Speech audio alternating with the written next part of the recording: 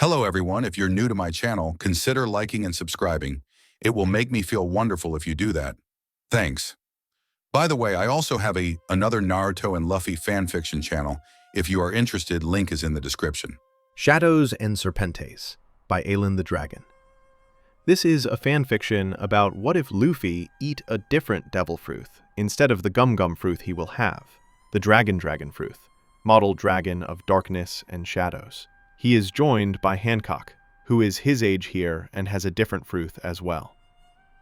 Big shout out to the warlords of this channel: Native Warrior, Claude Lifrace, Oesker 23, Derek Dowdy, Zazu Sayaz, Abdul Rauf Ali, In3WT, What If Lord, Black Money Young Leon, Garrick Russell, Ben Brownlee, Case Clark, Tristan Ward, KSGP L4YZ, Brian McKenzie. You know who you are. Want to stand with them? Join the channel membership and show your support. Adios. Chapter 32: The Gorgon Queen. After the feast, to welcome Galdino and Marianne to the crew, Luffy addressed the group.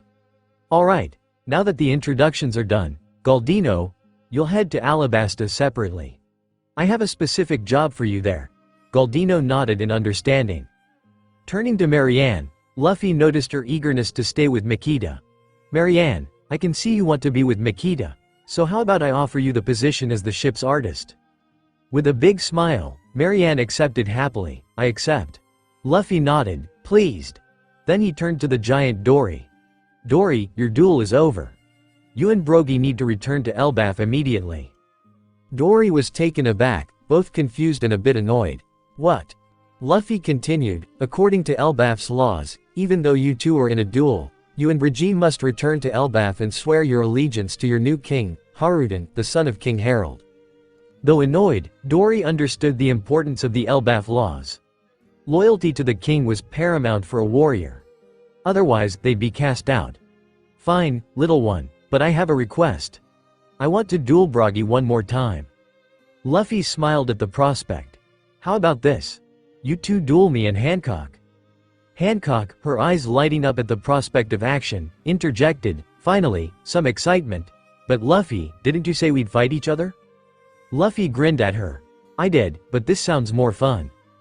Dory, agreeing, nodded. Alright, let's go to Brogy and tell him. He's on the other side of the island. Before heading out, Robin approached Galdino. Do you still have your Den Mushi? She asked. Galdino confirmed and handed the device to Robin. She dialed a number, and soon enough, a familiar voice answered. Ah, Ms. All Sunday, there you are. Robin's smile turned sinister as she replied, Mr. Zero, I have news for you. Crocodile's voice came through, curious but cautious. Is the princess dead? Robin, holding nothing back, responded, no, she's here with me, along with Mr. 5, Ms. Valentine, Mr. 3, and Ms. Goldenweek. Oh, and we quit, Crocodile. We've got a better offer. Crocodile's tone shifted to one of anger and disbelief. What is this? Some kind of joke? You've revealed my identity. Nico Robin, you 5 are dead. Amidst the rising tension, a new voice entered the call, one that Crocodile instantly recognized. Luffy's voice was confident and taunting. Hello, Croco. Long time no see. In a sudden shift from anger to panic, Crocodile's voice filled the line, Shadow Dragon. Luffy smiled, his tone mockingly light. Ah, you remember me, how nice. Crocodile, his voice laced with anger, retorted, what are you up to, Shadow Dragon? You and that witch of yours. Luffy's expression shifted to one of cold seriousness at the insult directed at Hancock. Watch your tone, you sand coward. What are you up to? Crocodile demanded again, trying to maintain his composure. With an evil grin, Luffy replied, oh, nothing much. I plan to take Alabasta and kick your ass in the process. I have plans there. Crocodile, now both enraged and slightly fearful, blurted out, you're what? Yap, Luffy confirmed, relishing the reaction he was eliciting. I look forward to seeing you again, Crocodile. And with that, he hung up. Robin, Galdino, Gem, Makita, Marianne, and Vivi stared at Luffy in disbelief, having witnessed how his mere voice had shaken Crocodile. Robin, impressed but curious, asked, what did you call him? Luffy grinned at her, leaving an air of mystery. "I'll tell you later." Meanwhile, back in his office in Alabasta, Crocodile was initially panicked but quickly composed himself. Muttering to himself, he said, "That brat, he'll ruin everything. I must get Nico Robin back. She's the key to my plans." Smiling with an evil smirk, Crocodile realized his next move. "Looks like I'll have to use my status as a warlord." He picked up another Den Den Mushi and, once connected, spoke assertively into the receiver. "Marine HQ, this is Sir Crocodile. I request the help of an admiral." The voice on the other end replied, "Sir Crocodile, may I know the reason?" Crocodile explained, "Yes, the Shadow Dragon and the Snake Princess are coming to Alabasta." "Understood. Admiral Akainu will be sent," the dispatcher confirmed. Crocodile's sinister smile widened as he muttered to himself, "Perfect." Back on Little Garden, Luffy turned around just in time to see Zoro and Kuro being thrown out of the jungle. They both landed heavily on the ground, looking beaten, electrified, and with claw marks marring their bodies. Zoro pushed himself up weakly, glaring at Sanji as he managed to catch his breath. "You pervy cook. Why didn't you help us against those three? Now thanks to you, we lost to them and that gigantic cat." Just then, Nami emerged from the bushes, followed closely by Alvida, Kaya, and Yamato. Nami smirked confidently. "Looks like Alvida, Kaya, and I won the hunting competition." Kuro, defeated and hurt, addressed Sanji with disdain. "You'll regret this, cook." Sanji dismissed their threats with a casual wave. "Oh, I am so scared. What can a moss-head swordsman in a tacky suit wearing cat do to me? Plus, a gentleman always lets a lady win." Zoro and Kuro, beaten and weak, raised their weapons in protest, but Luffy quickly intervened, sensing the tension. "All right. Stop, let me introduce our new crewmates."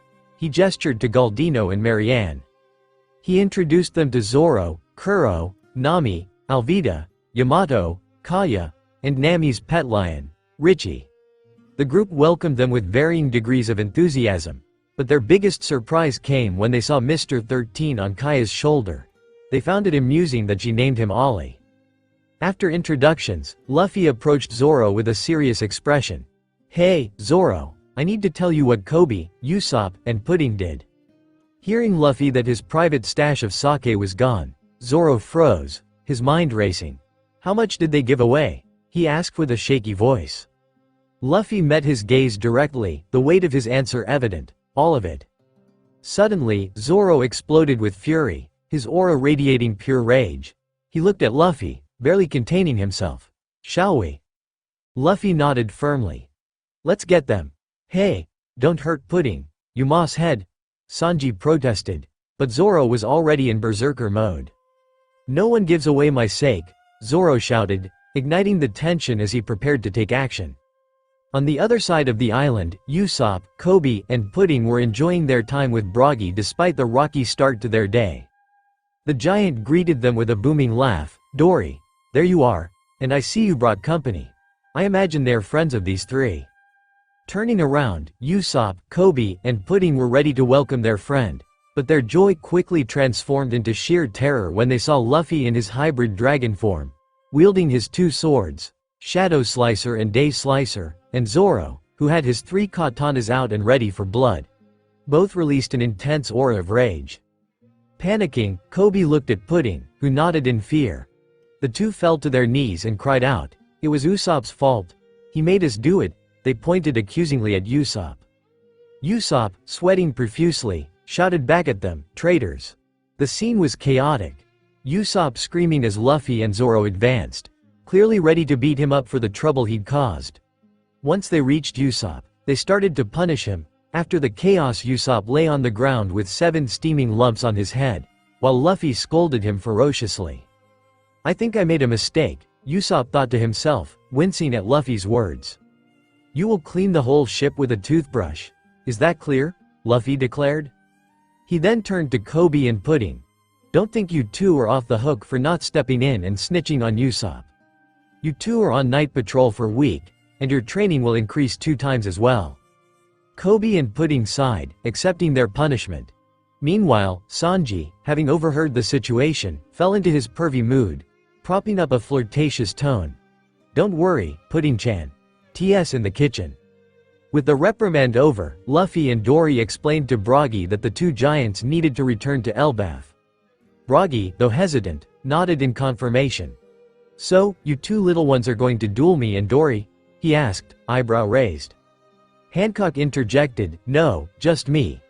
Luffy protested with a grin, hey, that's not fair, we said we would share.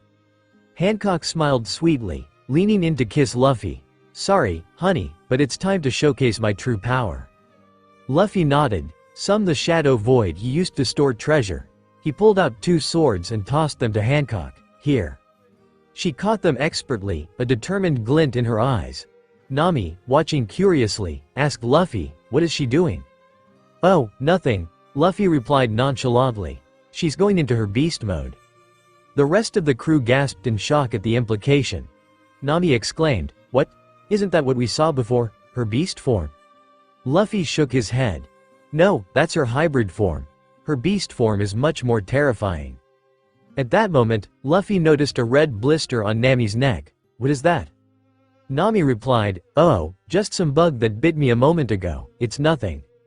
Luffy turned back to Hancock, who nodded at him, ready to transform. She began her transformation, shifting into a gorgon. Her scales took on a bluish hue. Her snake hair lengthened and became more elaborate, adorned with spikes growing along her back.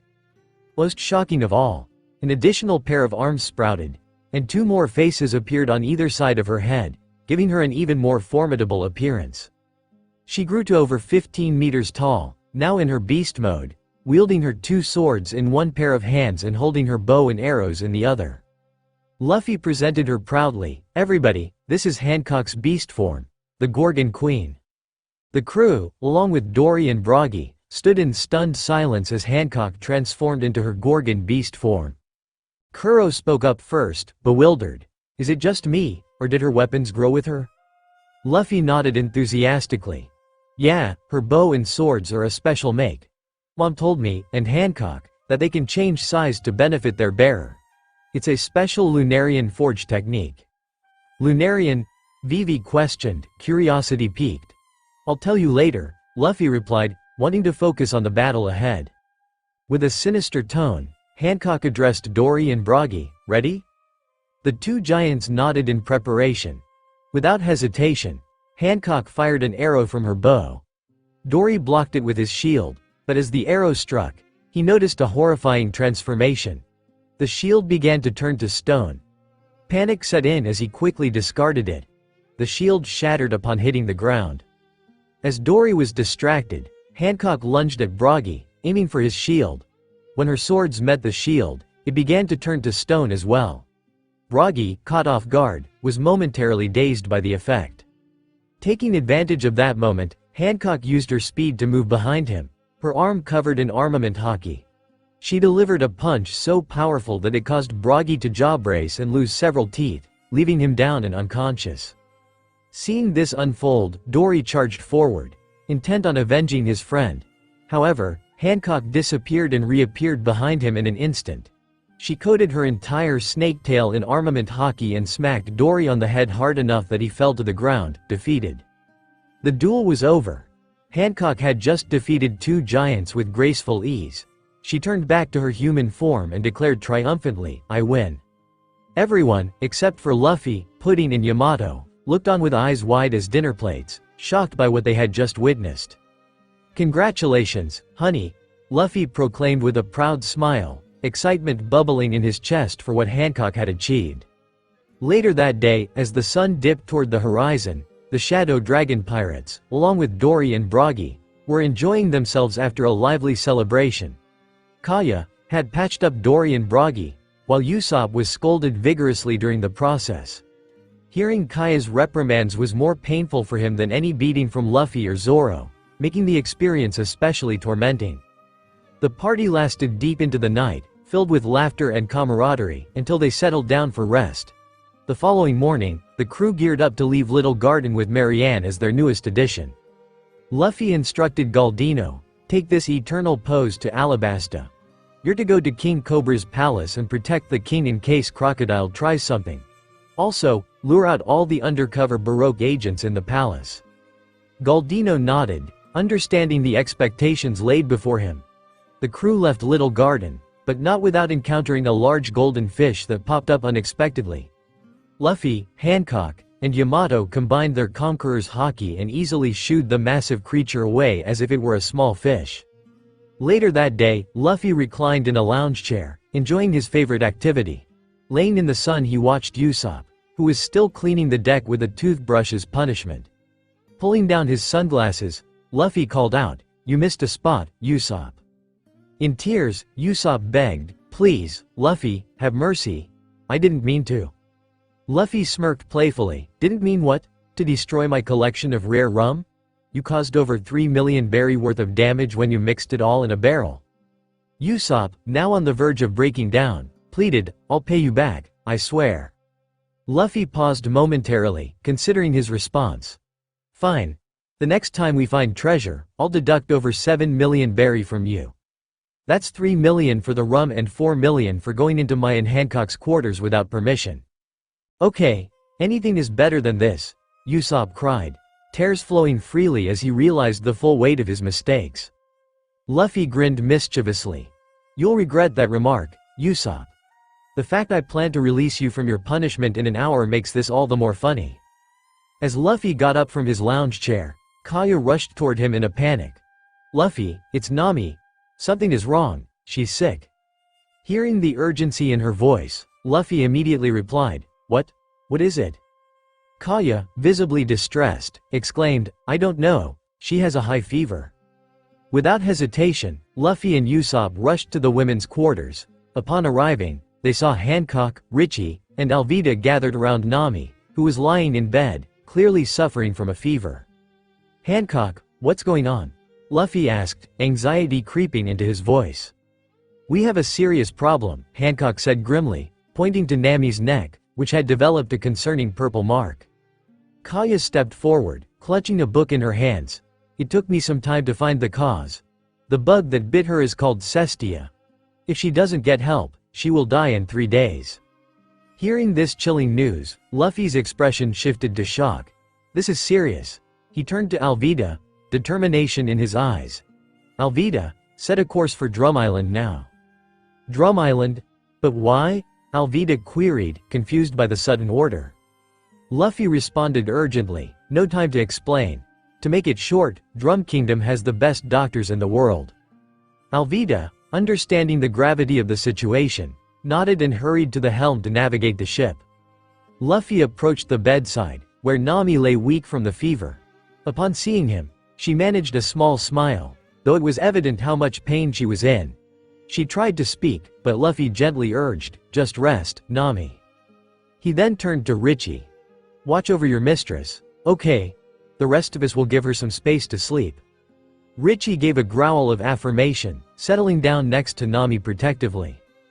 As Luffy and Usopp stepped out, they were determined to do everything in their power to help Nami recover. With Drum Island on the horizon and urgent action needed, the Shadow Dragon pirates prepared for the next phase of their adventure, full of resolve to save their friend. Luffy approached the deck, his expression the crew together. "Nami's in life danger, and we have to change course." Vivi, understanding the urgency of the situation immediately, volunteered, "I'll stay by Nami's side." Kuro, furrowing his brow, asked Luffy, "How do you plan to get to Drum Island?" Luffy pulled out his log pose, a special log pose that revealed 3 locations. "We'll head to Drum Island," he stated, showing it to the crew. They nodded in understanding, ready to adapt to the sudden change. Later that night, Hancock made her way to the women's quarters. As she entered, she saw Vivi and Richie, who looked sad for Nami's condition, alongside Nami, who was suffering from a high fever. Hancock walked over to Vivi. "You should go to the kitchen and get something to eat," he nudged gently.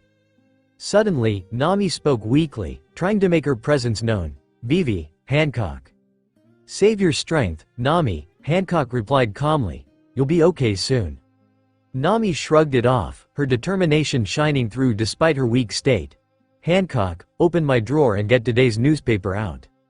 Hancock complied, rummaging through Nami's things until she found the newspaper and opened it. She gasped at the headline. "Civil War in Alabasta reaches a boiling point. Admiral Akainu sent by world government to stop the chaos. Shit, this is serious, Hancock murmured, her expression turning grave. Vivi asked anxiously, what is it? Hancock replied, Akainu is going there because of me and Luffy. He's a psychopath, and he will perform his version of justice, which means he'll kill all the rebels and anyone who stands in his way. Vivi felt panic rise in her chest, but Hancock quickly soothed her. Don't worry, she and Luffy will handle that lava psycho. You should eat something. Hancock then turned to Richie, instructing him, go eat as well. Richie hesitated but then looked to Nami, who in a weak voice urged him, go with Vivi. Reluctantly, the lion let out a sad yawn and trotted off with Vivi, leaving Hancock and Nami alone. Sitting beside Nami, Hancock noticed that the sickly girl seemed to muster whatever strength she had left. Hancock, I have something to tell you. Nami started, her voice barely above a whisper. Hey, save your strength, Nami, Hancock interjected. But Nami pressed on, I love you and Luffy, and I want to be with both of you. Hancock was taken aback, cheeks flushing with a deep shade of red at the unexpected confession. It was something she never anticipated and left her momentarily speechless. Nami, despite her condition, managed a small, hopeful smile. I just thought you should know. Hancock's heart raced as she processed Nami's words, realizing the depth of her feelings. The Shadow Sorrow sailed quietly on the Grand Line. The atmosphere aboard was tense due to Nami's sickness. Luffy was now acting as the temporary navigator, thanks to his special log pose with 3 needles that allowed him to set a course to Drum Island to get help for Nami, who was dangerously ill. It looked like they were on the right track because Drum Island was a winter island, and the air was growing colder, with light snow beginning to fall. Jem was in the crow's nest, on lookout, when something caught his eye. At first, he thought he was hallucinating. He removed his sunglasses just in case and looked through the telescope again. He was right. To his surprise, a man was standing alone in the middle of the sea. He quickly picked up a Den Den Mushi, which was connected to the ship's helm, and called the crew. Alvida answered the call. What is it, Jem? She asked. Jem replied, there's some guy standing in the middle of the sea. Hearing this, Alvida paused, considering the situation. Are you sure, or are you seeing things? No, I see him plain as day, Jem confirmed. Alvida nodded. Got it, she said, ending the call. She then turned to Luffy. Captain, we've got a problem. She explained what Jem had seen. Luffy listened carefully, then nodded.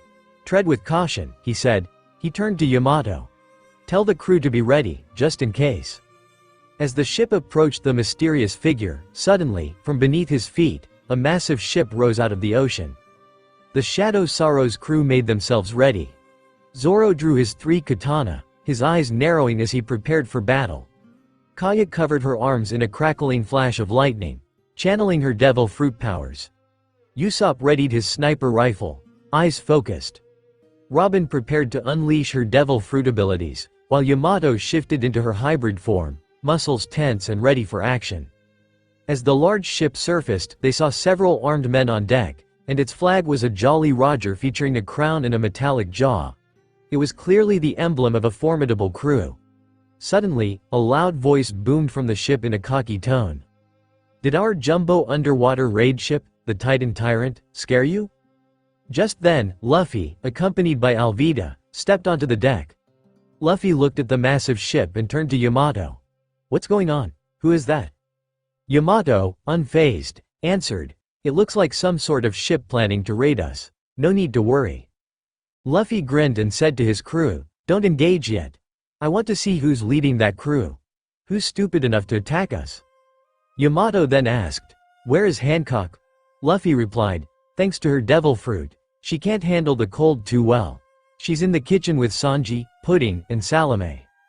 Suddenly, soldiers swarmed onto the deck of the Shadow Sorrow, pointing guns at the pirates. The crew remained calm. They knew full well that Luffy alone could take down each of them in a second. Luffy thought to himself, these fools are singing their own death song. Suddenly, a fat man decked out in metallic armor with a metallic jaw approached the ship. Luffy instantly thought, this must be their leader.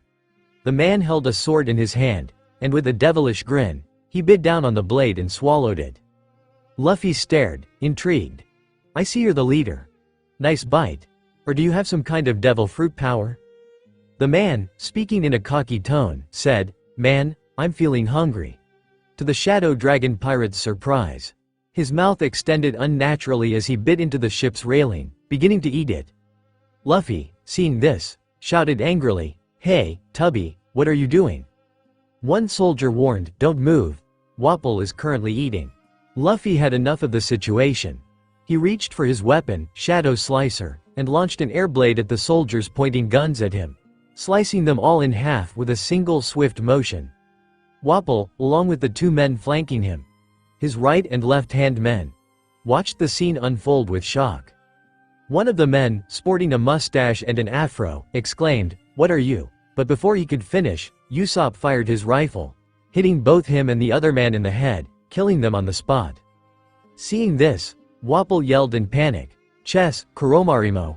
But it was too late. Luffy then activated his devil fruit power, transforming into his full dragon form. Suddenly, the remaining soldiers were faced with a gigantic black dragon with massive wings that looked like it had emerged from a nightmare. Terrified, the soldiers dropped their guns and began jumping into the sea to escape, swimming for their lives. Wapol attempted to flee as well, but Robin deftly used her devil fruit power to sprout arms on him, detaining him. Wapol looked terrified as Luffy, in his dragon form, lowered his massive head toward him. In a deep, menacing tone, Luffy said, "You will pay for damaging my ship, fat boy. Tell me why I shouldn't kill you on the spot." Vivi appeared on the deck and said, "Hey, what's all that noise? Nami is sleeping." She then saw the carnage on deck and Luffy in his dragon form. Seeing her, Luffy reverted back to his human form and explained, "Oh, nothing much. Some idiot was trying to eat our ship. How's Nami?" Vivi replied, "Not good, Luffy. She finally fell asleep. Nikita and Marianne are with her, along with her lion, Richie." Vivi then noticed Wapol and exclaimed, "Hey, I know this guy." Luffy asked, "You do?" Vivi nodded. "Yes, this is Wapol, the former king of Drum Island. I heard he abdicated a few weeks ago when pirates attacked his kingdom. He turned tail and ran." Luffy grinned devilishly at Wapol, who was on the verge of a breakdown, and said, "Oh really? Good news, Tubby. You get to live. I bet your people will love to see their cowardly king when we get to Drum Island. You'll make a good bargaining chip."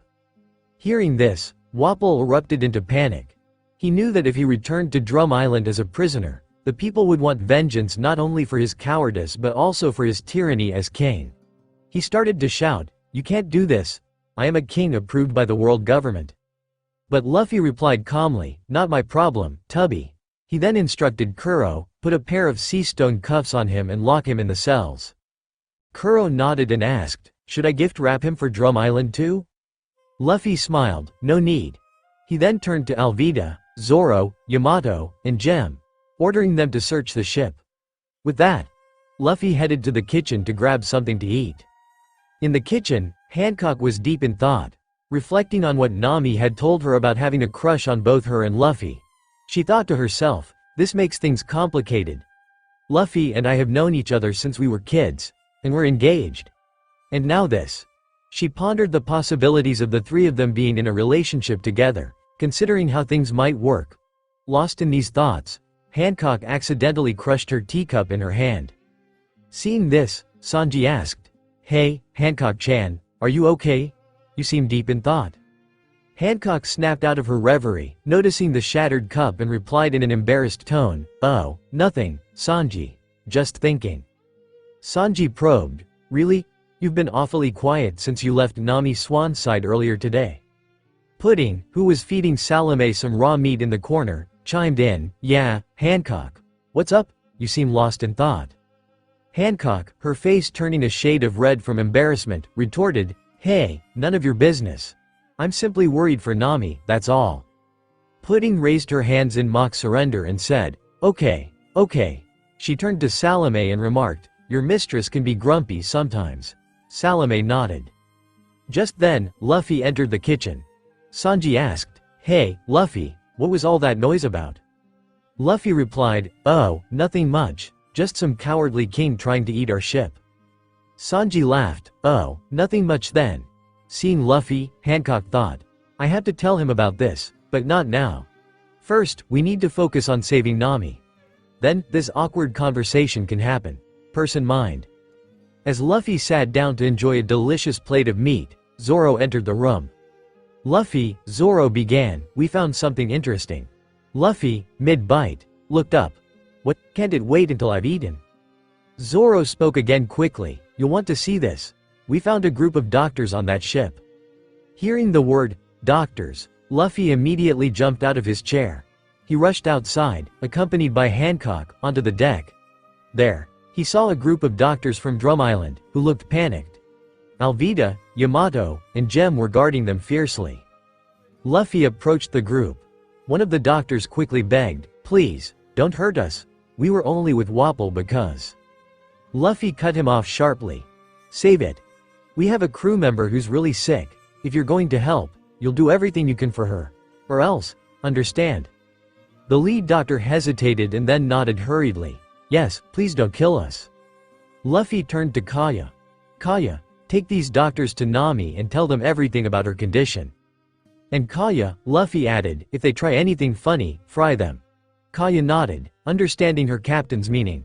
She pointed the doctors toward Nami's room. A few hours later, Luffy was in his quarters with Hancock when a knock sounded at the door. Enter, Luffy called out. The door opened, and Kaya entered, accompanied by 2 doctors. One of the doctors spoke, her condition is now stable, but I'm afraid we can't save her. Luffy's eyes widened. What? But? The doctor continued, we can't save her, but I know someone who can. Dr. Kureha is the only doctor in the world who might save her, she's on Drum Island. Hearing the name, both Luffy and Hancock thought the same thing. Kureha? The name floated in their minds. Old Man Whitebeard had mentioned her during his time with the Rocks Pirates.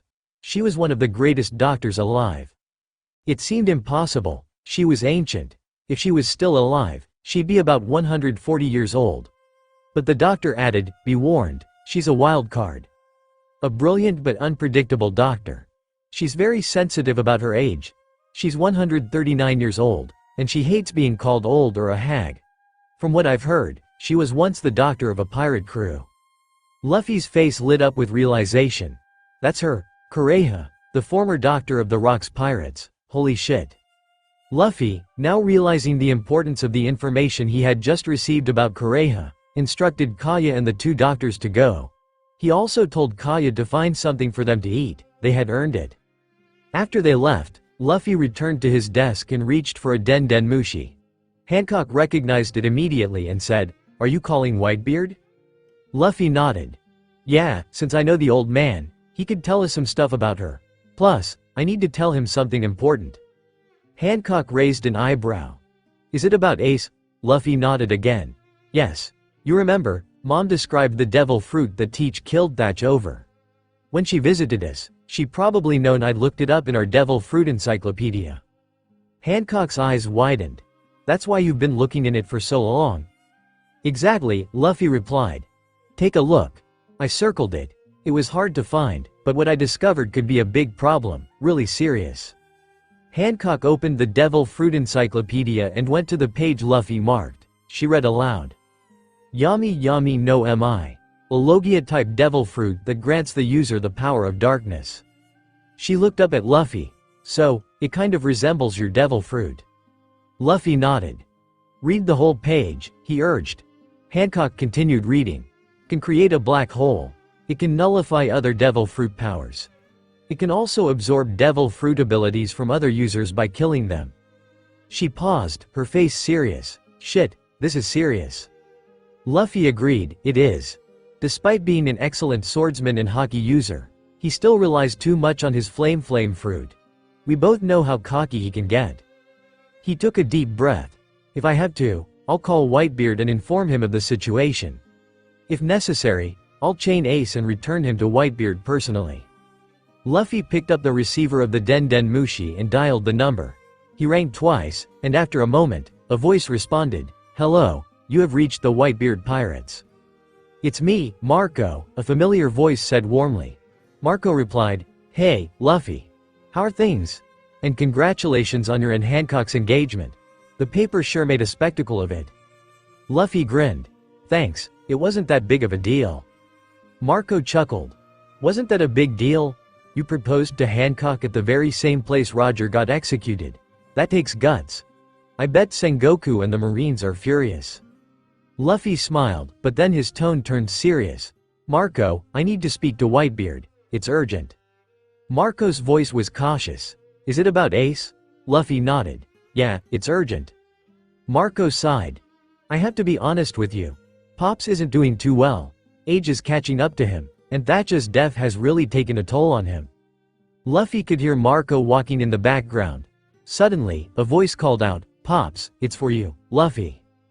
A gruff voice responded. What is it, you damn dragon brat? Luffy recognized it immediately.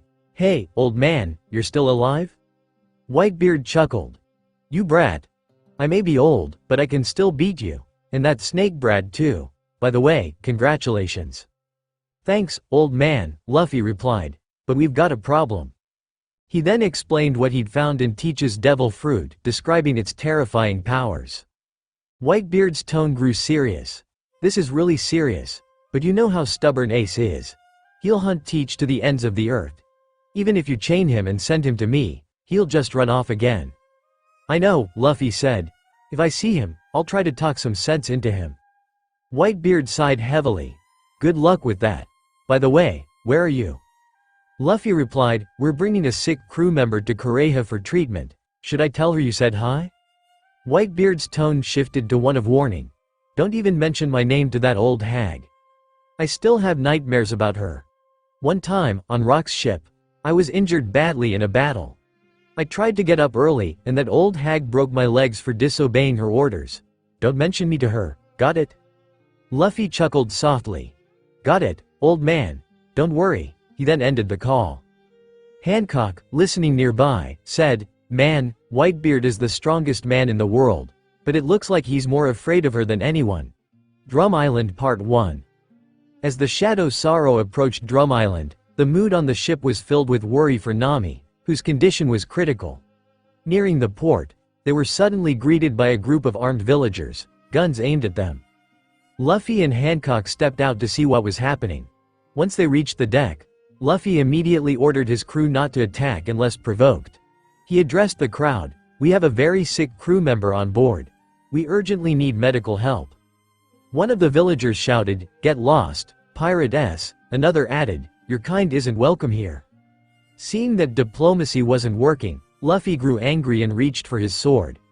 Vivi quickly grabbed his hand, pleading, Please, don't hurt them. Hancock urged, Vivi, we don't have time for this.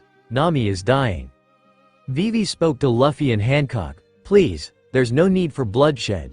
Look at their faces, they're scared. Luffy responded, Vivi, as Hancock said, We don't have time. But if you want to talk to them, be my guest. He then turned to Yamato. Yamato, listen. If these people attack, you know what to do. Yamato nodded reluctantly, understanding the weight of Luffy's words, that violence might be necessary. Vivi, trying to reason, pleaded, Please, help us, we have a friend in need. Suddenly, a gunshot rang out toward Vivi. She quickly shifted into her hybrid form and used her sand powers to block the bullet. The villagers, now panicked at seeing Vivi in her hybrid fox form, shouted in fear, A devil fruit user. And, Ready your weapons. Suddenly, a commanding voice intervened, Wait, don't fire. The Shadow Dragon pirates turned to see a tall man wearing a green coat and winter cap. He stepped forward and spoke, You are Monkey D. Luffy, the Shadow Dragon, I presume. Luffy, recognizing a possible ally, responded, Yes, and you must be the leader here. The man nodded, Yes, I am Dalton. Luffy quickly explained, Look, Dalton, we came in peace. We have a crew member who's dying, and we need Dr. Kureha. I know what happened here, that you were attacked by pirates and that coward Wapple fled. But how about we make a trade? Dalton asked, What kind of trade? Luffy proposed, You grant us the right to dock and we give you Wapple. Luffy addressed Kobe, Kobe, get our bargaining chip. Kobe saluted and headed to the prison cells. When he dragged Wapple out, the crowd and Dalton were shocked. Wapple yelled, Let me go, I am the king. But his demeanor changed dramatically upon seeing his former subjects and his former guard, Dalton. Dalton confronted Wapol. Well, look who's back. Wapol began sweating in panic as he faced the people staring at him with rage. Luffy asked Dalton, "So, do you accept the trade? Oh, by the way, we have his doctors too. They want to make amends." Dalton, hearing this, nodded. "Okay, we have a deal." He then turned to Wapol. "Wapol, you are under arrest and will face judgment." Dalton addressed the doctors too. "All of you, if you want to make amends, you're welcome to try, but you'll have to prove yourselves." The head doctor nodded, thanking Dalton for his mercy. As they docked, Wapol was led away by two villagers. He screamed, "I am your king. You can't do this to me." Dalton thanked Luffy. "Thank you for not attacking. As soon as I saw you, I knew who you were." Luffy responded, "No problem. But where is Dr. Kureha?" Dalton pointed to a castle atop a tall mountain. "There she is. But sometimes she comes down to the village to find patients. She treats them, but she takes all their money. She's a brilliant doctor but also a real hag and con artist." Luffy smiled, thinking, old Whitebeard wasn't kidding. He spoke again. "Okay, Hancock and I will take Nami to the doctor. I'll fly us up there, and Hancock, you hold Nami so she doesn't fall off my back mid-flight." Hancock nodded. Then Vivi asked, "Luffy, may I go with you as well?" Robin spoke up too. "I'd like to accompany you. Little Garden was my idea, so." Luffy cut her off. "No, Robin, it's not your fault." Jem also volunteered. "I'm going as well. If this old witch is as stubborn as Dalton says, you might need extra muscle." Luffy nodded. "Okay, but no more passengers. Me, Hancock, Vivi, Robin, and Jem will go to Kureha's place to get help for Nami." Luffy then transformed into his dragon form, leaving Dalton and the villagers stunned. Hancock, Vivi, Robin, and Jem, who was carrying Nami, got onto Luffy, but then Richie, Nami's faithful lion, jumps on Luffy as well. Luffy saw Richie jump onto his back and shouted, "Hey, I'm not a pack horse." Vivi smiled. "Oh, come on, Luffy. He's just worried for his mistress." Luffy sighed and, unfurling his massive black wings, took flight toward the mountaintop castle. As Luffy flew towards the palace, Yamato suggested the rest of the crew enjoy themselves. Dalton noticed Yamato in her kimono while the rest of Luffy's crew wore winter clothes and asked, "Aren't you cold?" Yamato replied, "No, my devil fruit makes me immune to cold. In fact, I love the cold air and snow." She then transformed into her beast form, leaving Dalton astonished. Meanwhile, on board the Shadow Sorrow, Zoro, Sanji, Kobe, and Kuro were training. Alvida, Usopp, and Kaya were in the village with Dalton, while Makita, Marianne and Pudding were in the ship's kitchen. Salome, seeking warmth, was coiled next to the stove. Yamato, still in her beast form, was joyfully running around in the snow like a playful puppy. On deck, Kobe sighed, "Man, why can't I do it again?" Sanji reassured him, "Don't worry, Kobe. You unleashed Conqueror's Haki once, but Luffy told you need to train to fully master it." Kobe replied, "Yeah, but you three seem to enjoy beating the crap out of me." Kuro chimed in, "Oh, don't be a wimp, Kobe. Do you think a real fight is going to be fair?" Zoro, however, was lost in thought, pondering if he had been too harsh on Tashigi back at Logatown when he had embarrassed her and given her that scar. He was snapped out of his thoughts by Sanji's yell, "Hey, Moss Head. I said let's go to the kitchen for lunch." Zoro, jolting back to reality, said, "Oh, yeah, right." Sanji smirked mischievously. "What are you thinking so hard about? Is it that beautiful Marine Sergeant? Are you daydreaming about her?" Zoro, hearing this, bristled, "You pervy cook, what did you say?" Sanji smiled even more mischievously, "I struck a nerve." Zoro unsheathed his 3 swords, "I'll kill you." Sanji continued grinning, "Oh, Zoro has a girlfriend." Kobe and Kuro, watching the scene, were laughing at how Zoro was acting like an embarrassed teenager. On a marine ship, Smoker sat on the deck, lost in thought. He muttered to himself, soon, the Shadow Dragon will be mine." A voice suddenly cut through his thoughts. "Boy, Smoker," came a calm but commanding voice. "You sure don't know when to give up." Smoker looked up, slight annoyance on his face. "Hina, this doesn't concern you." Hina replied, "Oh, but it does. Admiral Aokiji has sent me to make sure you don't do anything stupid, like getting yourself killed. Smoker, smoking his 2 cigars, said coolly, listen here. I intend to bring both the Shadow Dragon and the Snake Princess to justice. Is that clear? Hina sighed. Man, you're incredibly confident. Or incredibly stupid. Ever since we found those soldiers in the water. They told us the Shadow Dragon and Snake Princess are currently heading to Drum Island. Suddenly, Toshigi rushed over with an urgent dispatch. Captain Smoker, Captain Hina. Urgent dispatch from Cipher Pole. Smoker raised an eyebrow. What is it, Toshigi? Toshigi hurriedly explained. Well, Cipher Pole sent us intelligence on the Shadow Dragon pirates. Hina snatched the dispatch from her and opened the file. Inside, there were posters, pictures, and a detailed report. She read aloud, Shadow Dragon pirates classified as a level 5 threat. Monkey D. Luffy has recruited new individuals. Their identities have been confirmed. Also, the Shadow Dragon pirates are heading to Alabasta. With Thero make Alabasta their territory. Toshigi was stunned. Her voice trembled as she spoke, level 5? But that's reserved for the most dangerous groups. Whitebeard, Big Mom, Kaido, and Red Hair Shanks. She then thrust the file onto the table, revealing the current members of the Shadow Dragon pirates, their bounties, and the names of those without bounties. Smoker and Toshigi looked at the wanted posters. The images showed a frightening lineup. Luffy at 700 million berry, Hancock at 650 million berry.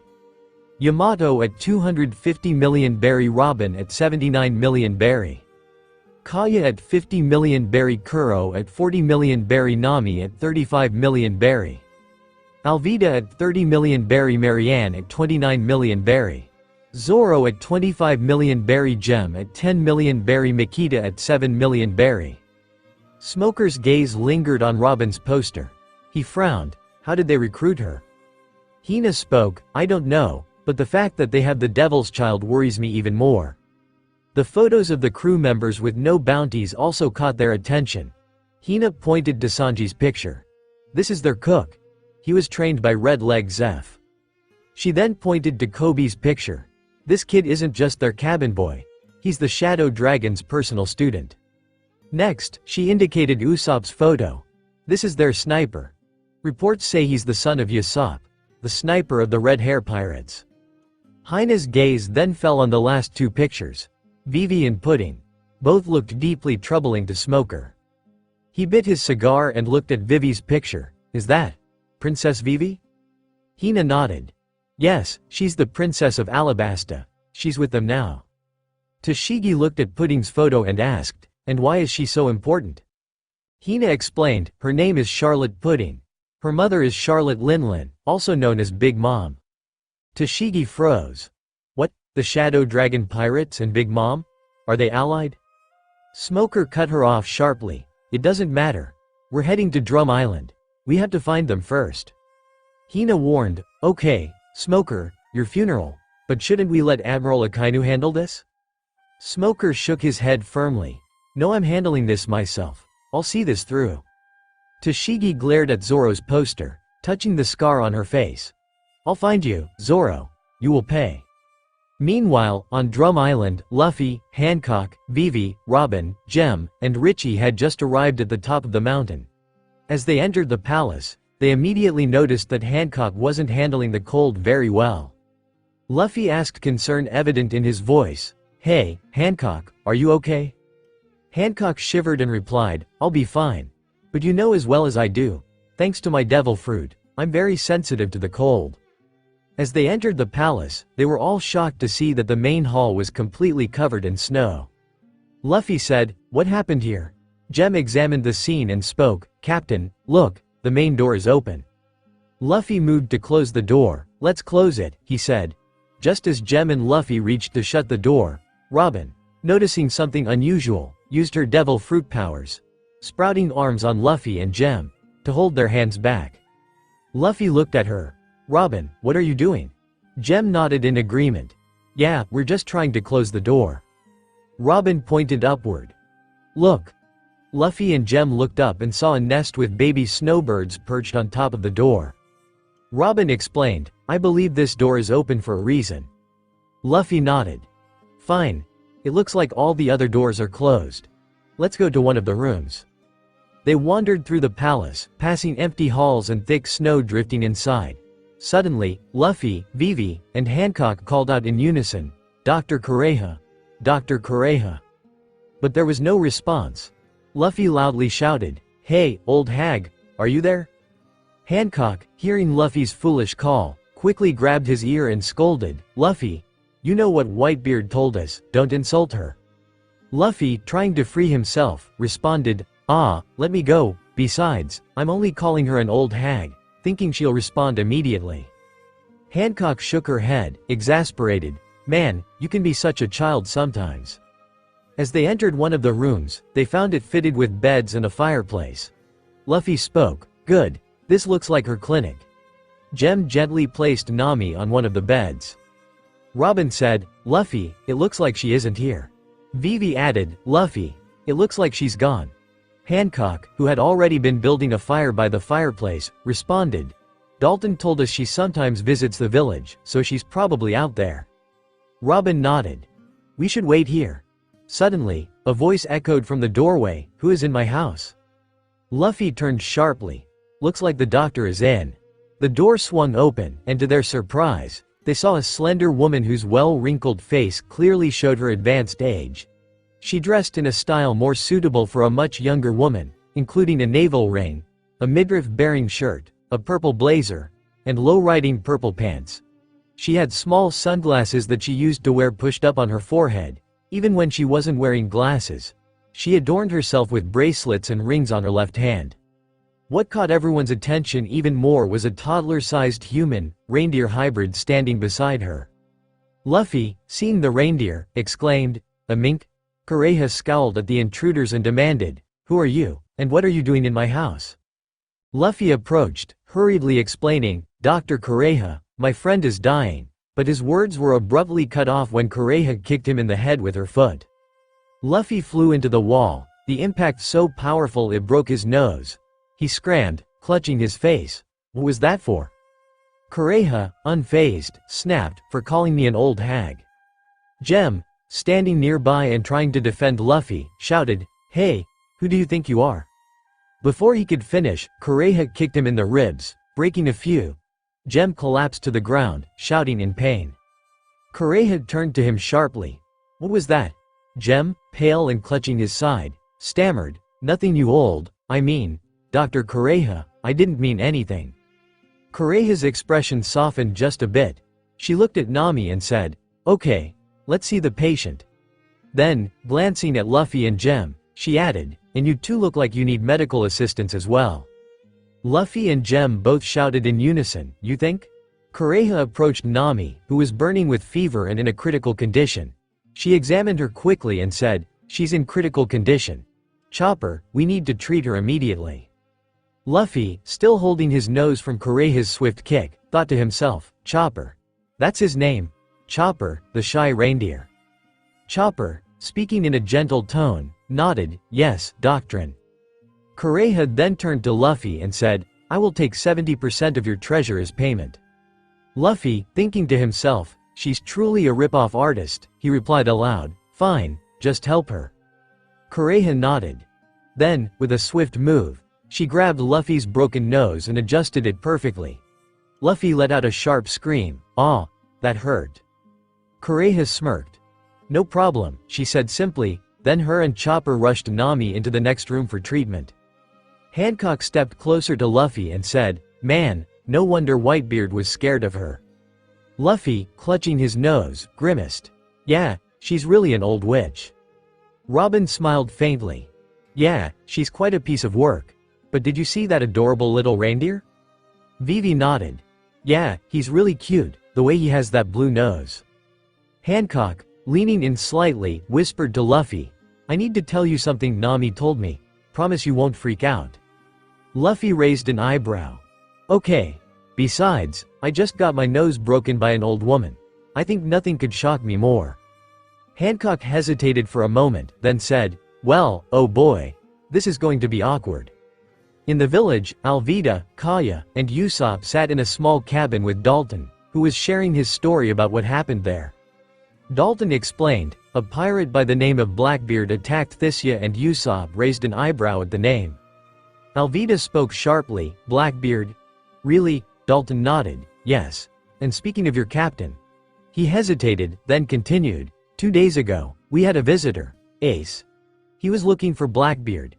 He told me that if the Shadow Dragon comes here, I should tell him that he will be waiting for him in Alabasta. Kaya interjected, we should definitely tell Yamato. Usopp pointed out the window. Yamato's still in her beast form, running around in the snow. They all saw Yamato outside, energetically darting through the snow in her beast form. Alvida and Kaya exchanged glances and nodded, clearly realizing that their disciplinarian and trainer was running like a happy puppy. Suddenly, Pudding burst into the cabin, shooting her eyes wildly. Usopp, Alvida, Kaya, we've got problems. Alvida quickly responded, what is it? Pudding gasped. A marine warship is approaching. That marine captain from Logatown has followed us. She looked out the window and saw the ship in the distance. Where's Yamato? She asked. Usopp pointed again at Yamato outside, who was happily playing in the snow. Pudding looked a little embarrassed and said, our third in command is busy playing in the snow? Kaya quickly said, so what, we've all learned observation hockey, plus Alvida, Zoro, Sanji and Kuro unlock armament hockey. And with my devil fruit, we can handle this. Not to mention that Yamato has all 3 types of hockey. She then transformed her body into lightning and shot outside. Yamato turned around and saw Kaya flying toward her. Hey, what's up? She called out, raising an eyebrow. Kaya replied, we've got company. Yamato looked toward the docks and saw the marine warship closing in. She smiled and said, looks like we've got visitors. On the dock, aboard the Shadow Sorrow, Zoro, Sanji, Kuro, Makita, Marianne, and Kobe were all ready and waiting. Zoro spoke confidently, you guys can leave this to me. Kuro shook his head. No, you don't, that's my fight. Makita grinned. Come on, I want to test my training. Marianne, holding her paintbrush, simply said, me too. Sanji looked at them and said, yeah, you, Moss Head, don't be selfish. Then, his gaze drifted to the approaching warship. He noticed Tashigi on board and smirked. Ooh, you want to impress your girl? Zoro blushed and shouted in embarrassment and anger, she's not my girl, you pervy cook. Kobe laughed loudly. Don't worry, Zoro, soon enough, you two will be kissing in private, he teased. Zoro's face turned bright red, and the others couldn't help but burst out laughing at his expense. Zoro yelled at Kobe, you rubber bastard. Marianne cut him off. Hey, leave Kobe alone. Suddenly, Smoker's voice rang out from the marine ship. Shadow Dragon pirates, surrender now. As the warship drew closer, Smoker, Hina, Tashigi, and some marines jumped onto the dock, landing on the Shadow Sorrow. Seeing Hina, Sanji's eyes widened, and he immediately went into perverted mode. Woo! What a hottie. But in an instant, he was struck on the head with a frying pan by Makita, who scolded, Pudding and Luffy told me what to do if you go into pervert mode, Sanji. Sanji whimpered, Mickey-chan, that hurt. Smoker, unfazed by the chaos, announced, you are all under arrest. Suddenly, Smoker began turning into smoke, but he was interrupted when he saw a large club approaching. It struck him in the head, catapulting him onto the shore. He hit the ground hard, and standing nearby was Yamato, in her hybrid form, looking at him with a fierce expression. Smoker looked up and said, Oni Princess Yamato. Yamato replied calmly, well, Smokey. Are you here to bring Luffy and Hancock in? Surely you're not that stupid going after us on your own? Smoker, frustrated, said, you're under arrest. Yamato smirked and challenged, come and get me. Meanwhile, inside the palace, Hancock had just told Luffy about Nami's crush on him and her. He was in shock. He stammered, oh okay. What now? Hancock responded lightly, well, this is new. But honestly, I don't mind. I kind of like Nami too. Luffy looked surprised. Me too. But right now, let's focus on getting her better. After that, we can talk about this thing. His face turned red with embarrassment as he thought, me, Nami, and Hancock? In a love triangle? He hesitated. Well, since she doesn't mind, and I think Nami is actually really attractive, oops, I'm starting to sound like Sanji. Drum Island Part 2. The atmosphere was tense as Smoker stared down Yamato, who was in her hybrid form. Smoker smirked. Surrender now, or do you think your daddy will come to save you? He taunted. Yamato, hearing the insult, was consumed with fury. She hated her father, Kaido, and this rage surged through her. She unleashed a powerful blast of Conqueror's Haki, shooting a wave of overwhelming pressure at Smoker. Her voice roared, "What did you say, Smoker?" Hina, witnessing this, looked less confident. The blast was incredibly powerful. Over 70% of the Marines on the field were knocked unconscious. The Marines collapsed, overwhelmed by her haki. Hina thought, shit, she's really serious. Hina's voice echoed with unwavering resolve. Smoker, we've got to get out of here. But Smoker, stubborn as a mule, shook his head. No, the Shadow Dragon pirates are mine. The crew of the Shadow Sorrow was stunned. They couldn't believe how strong Yamato's Conqueror's Haki was. Mikita nervously spoke, wow, I didn't know Yamato was this strong. Kobe, equally nervous, added, yeah, remind me not to piss her off. The remaining Marines, struggling too, looked exhausted, Tashigi included. But she kept her eyes on Zoro. The sight of him made her blood boil, and the scar on her face was a reminder how he humiliated her. Suddenly, she charged in anger. She took out her sword and rushed toward Zoro, shouting, Rorona Zoro. You'll pay for what you did to me in Logatown. As she swung her sword, Kuro blocked her strike with his claw blades. He looked at Tashigi with a cold expression and said, no, you don't. You're my prey now. Kuro then spotted two metal cages approaching him. He dodged just in time, realizing they were from Hina. He smirked. Oh, looks like she's got a devil fruit, huh? Zoro, seeing this, shouted, hey, she's mine, and prepared to finish the fight. He put on his bandana, pulled out his 3 swords, 1 in his mouth and 2 in his hands, and covered them all with armament haki. Zoro tells Tashigi, I warned you, girl, to stay away, now you will see what it means to challenge me. Hina, noticing the chaos, shouted to the Marines, take aim, but suddenly, the skies roared with thunder and lightning began to crackle. Kuro, stunned, exclaimed, no, Kaya, not fair. Kaya's voice responded from the sky.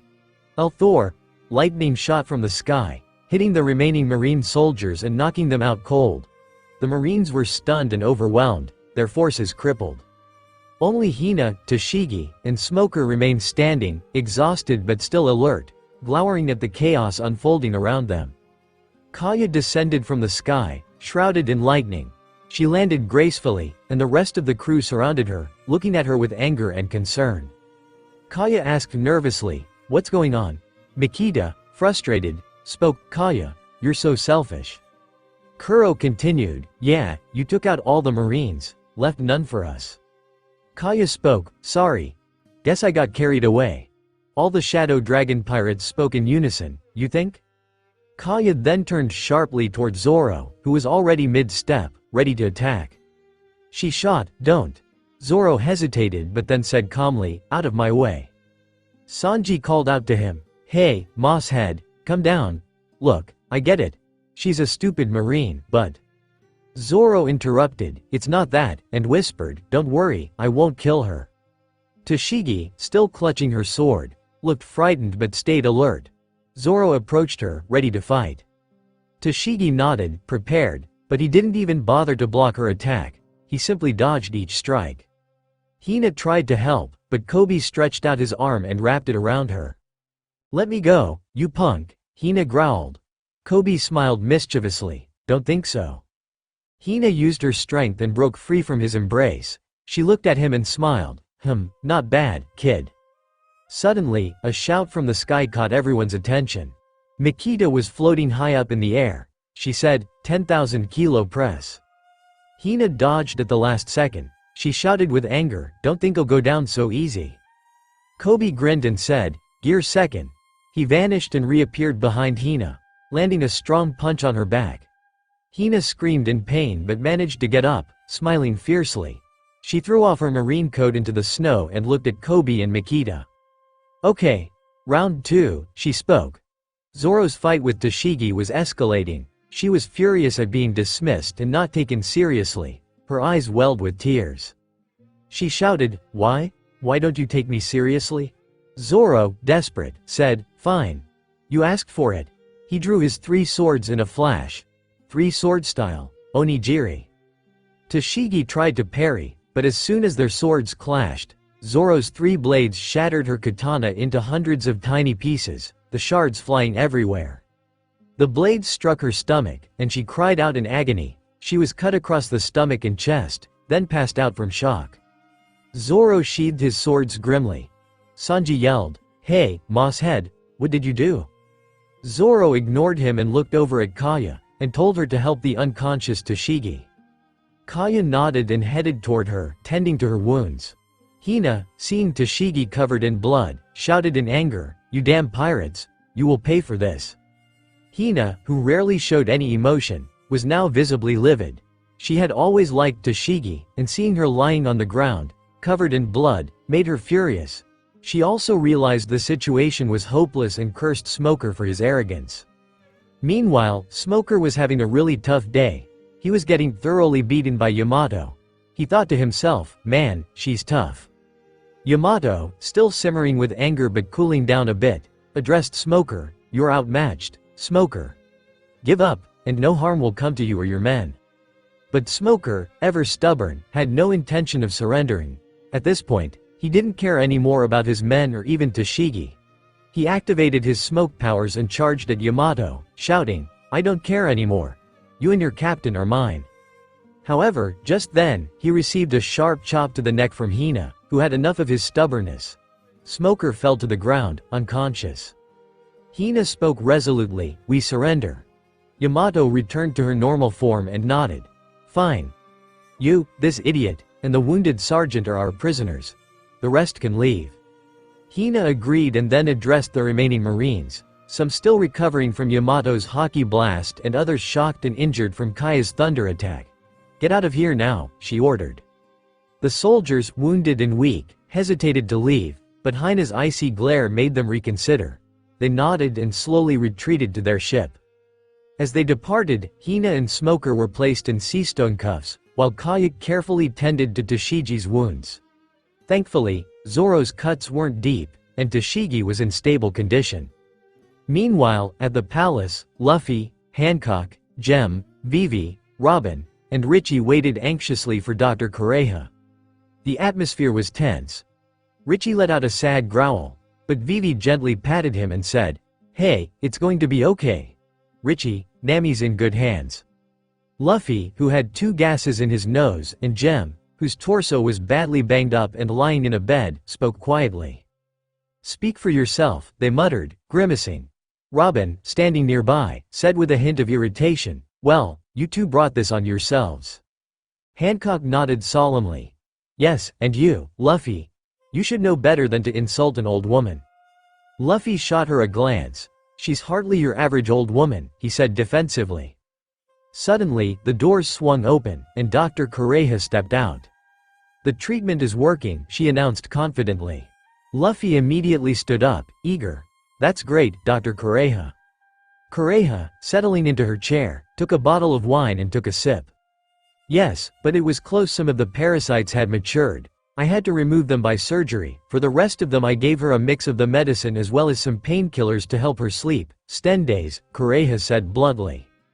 Vivi, overhearing this, looked worried. 10 days? We don't have that kind of time. Kureha shot her a sharp glance. Come, now. Let me be clear, she's healing, but she needs her rest. Rest assured, she'll be awake soon. The only side effect is that she'll be starving. Be thankful she's human. If she were a wild beast, her hunger would have made her pounce on the first thing it saw as prey. Luffy, Hancock, Vivi, Jem, and Robin exchanged worried glances. Luffy then spoke, Dr. Kureha, we forgot to tell you something. Kureha looked sharply at him. Don't tell me, she's got a zone devil fruit, doesn't she? Luffy nodded. Yes. Kureha's eyes widened. Oh, shit. What kind? Before Luffy could answer, a frantic cry echoed through the room. Chopper yelled, help! She turned into a black panther. and she's trying to eat me. Nami, in her panther form, still under the effects of the medicine, eyes wild and almost crazy. She growled, "Get back here, you're my lunch." Seeing this, Luffy shouted, "Shit, we need to catch her." Robin quickly crossed her arms.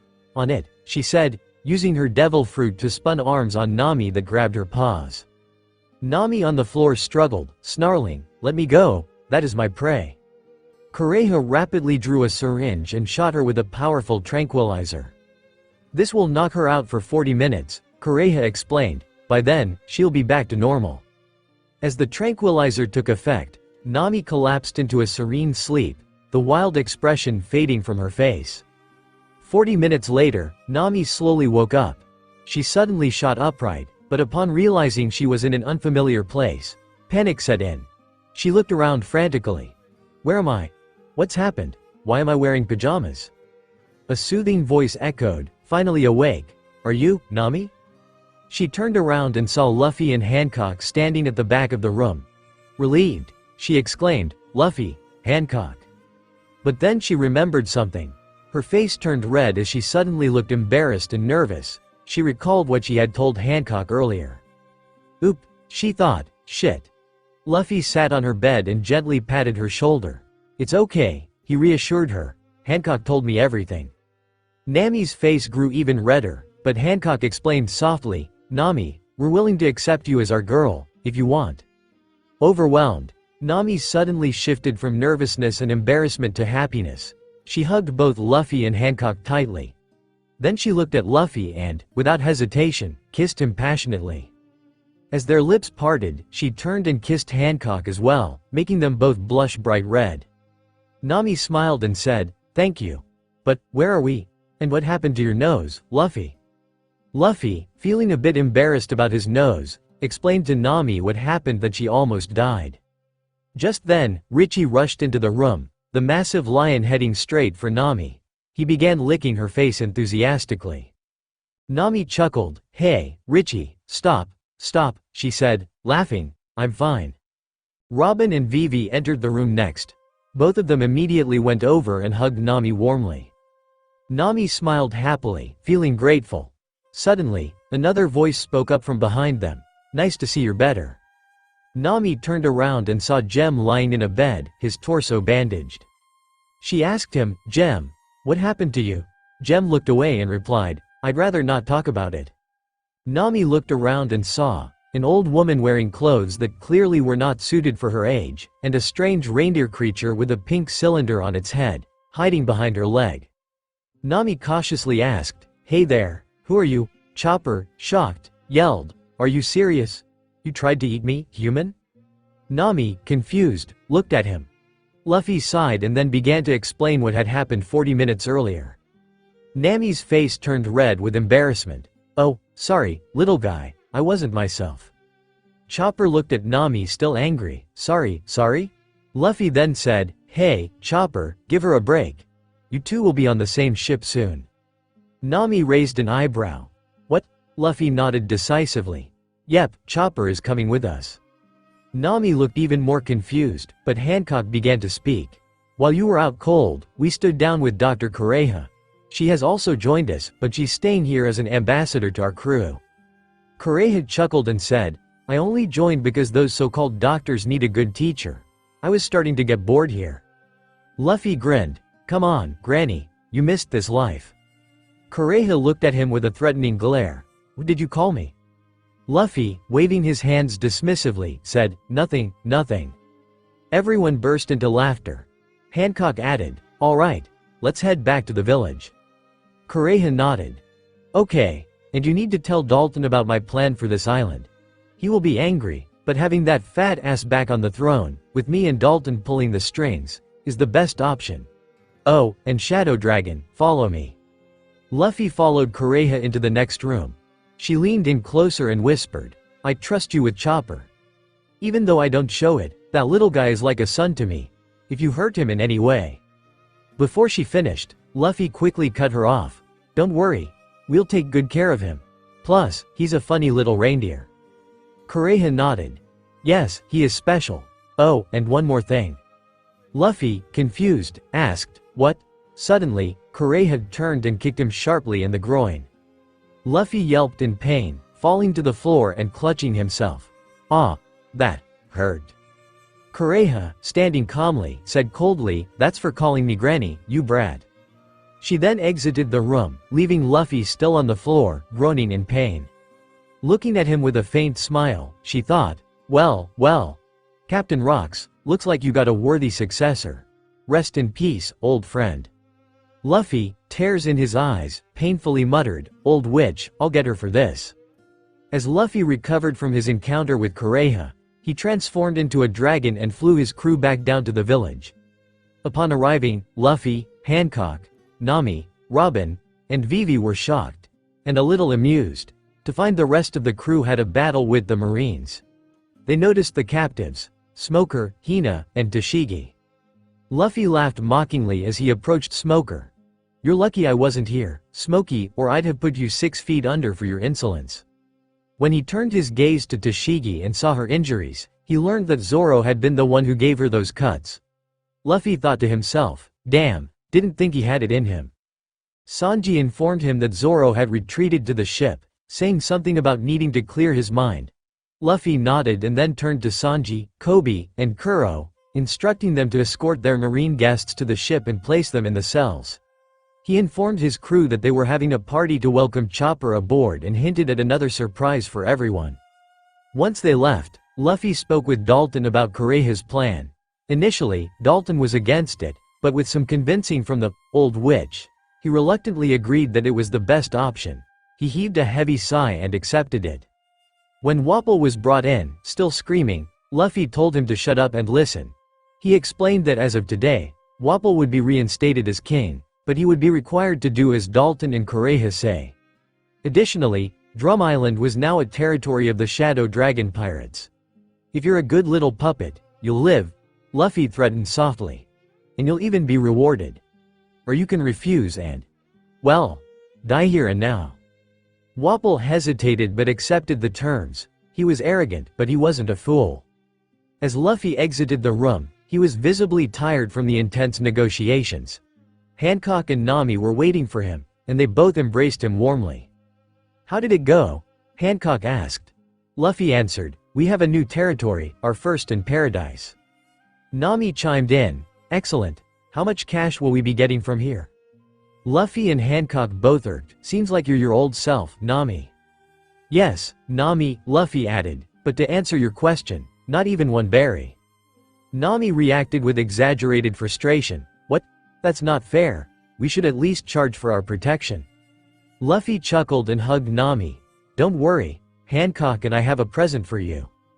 Hancock nodded, reached into her pocket, and pulled out a bracelet with 2 silver circles. She handed it to Nami. Nami, puzzled, said, "What is this? It's pretty, sure, but..." Luffy explained, "That's Captain John's treasure marker. If the legend is true, this bracelet is a key to his fortune." Hancock added, "Yes, and we decided to give it to you as a present." Nami's heart pounded with excitement, her eyes turning into berry symbols. She rushed to kiss both Hancock and Luffy, exclaiming, thank you, treasure, all mine." Luffy gently reminded her, "Hey, none of that. You get to keep 25%, but the rest will be split with the crew."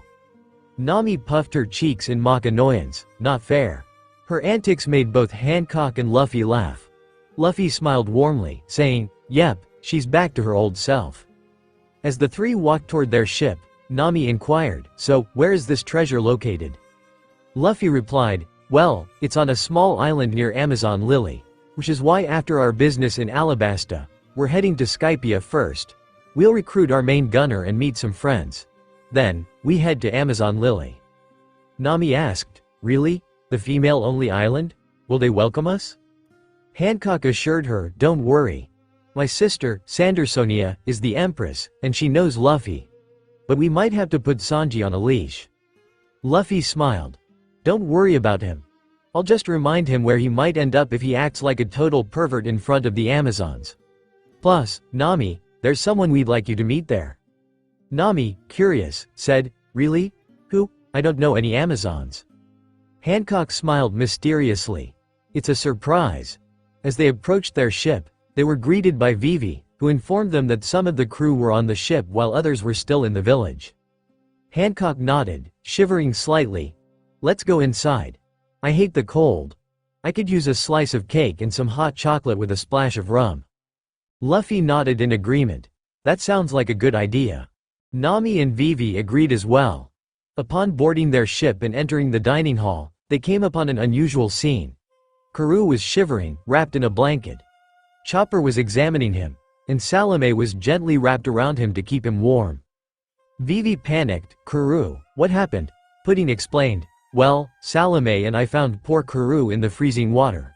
Luckily, Sanji, Kobe, and Kuro arrived in time to fish him out." Chopper put down his stethoscope and spoke reassuringly. "He seems to be getting warmer. Thanks for the help, Salome." Salome nodded in response. Luffy, puzzled, asked, "What happened here?" Chopper explained, "From what Karoo told me, he was trying to help Zoro." Hancock asked, "You can understand him?" Chopper nodded. "Yes, since I'm an animal as well, I can understand them." Pudding added, "It's true, Luffy. Look at this." "Karoo, do you mind?" she asked. Karoo nodded, and Pudding activated her devil fruit power, pulling out a film reel of the duck's memories. It showed Zoro on deck, angrily taking off his shirt before jumping into the freezing water. Luffy reassured the duck, "Hey, it's okay. Zoro probably just went for a swim." Hancock, a little worried, asked, "But where is Zoro?" Vivi suddenly reacted, "Oh no, I think I know. Well, when you were flying us, I thought I saw a man wearing only pants, walking in the snow." Hearing this, everyone on the ship responded, "He got lost again?" Luffy slurred, "Oh well, once I finish my hot chocolate, I'll go get him. After I rescue Zoro I will give him a good scolding for getting lost again." They said their goodbyes to Dalton and Dr. Kureha, then set sail. As they left, the party erupted. Food and alcohol kept flowing endlessly. Luffy, heavily drunk, struggled to stand, Hancock and Nami holding him to keep him steady. He slurred, "First, I want to welcome Chopper to the crew." Luffy continued, "Where are you, Chopper?" Makita spoke, "He's sleeping, probably not used to drinking too much." Luffy hiccuped and said, "Don't worry about him. We'll train him to drink like us." Then he turned to Nami and Hancock, declaring loudly, "And Nami's now my girl, and Hancock's girl, too." The other Shadow Dragon pirates were shocked but, after a moment, accepted it and kept drinking. All this was interrupted by Sanji, who was lying in the corner, looking depressed. Hancock, noticing him, sternly told him, "Stop acting like a child." She then mentioned, "We're going to Amazon Lily soon." Hearing that, Sanji suddenly jumped up and started acting like a pervert again. Luffy, in a cold voice, warned, "Sanji, if you don't behave yourself in Amazon Lily, you're getting a one-way trip to Okama Island. Minimum, for a month." Sanji immediately began begging and crying for mercy, while the others burst out laughing at his expense. The morning after the party was filled with a calm, warm atmosphere. Luffy woke up in the shared room with Hancock, stretching and yawning. The soft light of the morning filtered through the windows, but his attention was drawn to the sight of Hancock and Nami still sound asleep beside him. A small smile tugged at his lips. "Man, what a night," he thought, as he lay there for a moment, just soaking in the peacefulness. Nami was the first to stir. She opened her eyes, smiled when she saw Luffy, and kissed him gently. "Good morning," Nami said softly, her voice still heavy with sleep. Luffy grinned back at her. "Morning, Nami." Nami stretched her arms above her head, her usual enthusiasm returning. "So, what are we up to today?" she asked, blinking away the remnants of sleep. Luffy rubbed his face and sat up. "Well, we should be in Alabasta soon, but first, breakfast." Nami nodded in agreement. I'm hungry." Luffy then turned to Hancock, still curled up peacefully beside him. "Hancock, wake up," he called, his voice soft but persistent. Hancock mumbled something in her sleep, clearly not ready to leave the warmth of slumber. "Just a bit longer," she groaned. Nami, mischievously smiling, shot Luffy a wink and whispered, "Watch this." She got up quietly, and yelled with all her might, "Ooh, Pudding is baking a huge chocolate cake." Instantly, Hancock shot up from the bed, eyes wide, looking around in a panic. "Cake? Where?" She saw Luffy and Nami both laughing, unable to contain their amusement. Hancock narrowed her eyes but couldn't help the faint smile tugging at her lips. "Hey, that's not fair," she pouted. Luffy leaned over and kissed her. "Come on, let's get some breakfast," he said, standing up. Hancock stretched and then finally gave in. "Okay," she sighed with a small chuckle, "but I better get a slice of cake." Luffy, Hancock, and Nami walked into the Shadow Sorrow's grand dining hall. The scent of breakfast filled the air, and the room buzzed with chatter and energy. Already seated were Kobe, Gem, Sanji, Yamato, Pudding, Alvida, Vivi, and Kuro. Luffy waved lazily. "Hey guys." Kuro stood up, a serious expression on his face. "Captain, we found something you'll want to see." He handed Luffy a thick folder, weathered, sealed, and marked with the marine insignia. Luffy opened it and began flipping through its contents. As he read, his eyes narrowed, and then a slow, sinister grin stretched across his face. "Looks like the Marines are getting scared." Yamato raised an eyebrow, pausing with a dumpling halfway to her mouth. "What do you mean?" Luffy tossed the folder on the table. Scattered inside were bounty posters, some old, some fresh, as well as photos of the rest of the crew who didn't have bounties yet. At the top of one dough was a bold, stamped label. "Threat classification. Level 5 high priority." "They've labeled us as a level 5 threat," Luffy said with amusement. "And get this." He pointed to the final section of the report. "Possible alliance with Emperor Kaido and Empress Big Mom." Yamato spat out her food, nearly choking. "What? Those idiots think just because me and Pudding are on your crew, that means you're allies with my psychotic father and her crazy mom?" Pudding, chewing on a slice of cake, huffed. "TCH. That's insulting." Luffy leaned back, grinning. "Excellent. Looks like Galdino did exactly what I told him to." Nami blinked. "Wait, this was your doing?" Luffy nodded smugly. "Yap." Sanji adjusted his tie, clearly uneasy. "So, does that mean we're all getting bounties soon?" He brightened up. Then paused, his face going pale. Wait. What photo did you use for me?" He yanked the file closer and pulled out a marine photo. His eyes widened in horror. It showed him in a full pervert mode moment, nose bleeding, with a dazed expression while leaning way too close to Pudding. Luffy burst out laughing. Nami snorted into her drink. Even Hancock smirked. Sanji slammed his head on the table. "Luffy, you couldn't get a better picture of me?" Luffy just grinned. "Nope." Alvida leaned back in her chair and suddenly remembered something. "Oh, Luffy. I almost forgot. Dalton gave me this letter for you. It's from your brother." She handed him a neatly folded letter sealed with a crude flame emblem. Luffy broke the seal and read it aloud with a grin forming on his face. "Hey bro, congrats on your engagement with Hancock. Don't forget my invitation to your wedding. Anyway, meet me for a drink in Alabasta. I'll be waiting for you in Nanohana." Hancock leaned forward, resting her chin on her hand. "Looks like that flame brain is waiting for us." Luffy chuckled. "Guess so. Maybe I can talk some sense into him. Get him to abandon this hunt for Teach before he does something stupid." Yamato, who had been sipping tea, suddenly froze. Her eyes widened. "Wait, Ace is coming." Luffy nodded. Yamato's cheeks flushed red. I need to go, bye." She bolted out of the room in a panic. Vivi blinked in confusion. What was that about? Hancock smirked. "Oh, nothing much. Except Yamato's had a crush on Ace for a long time."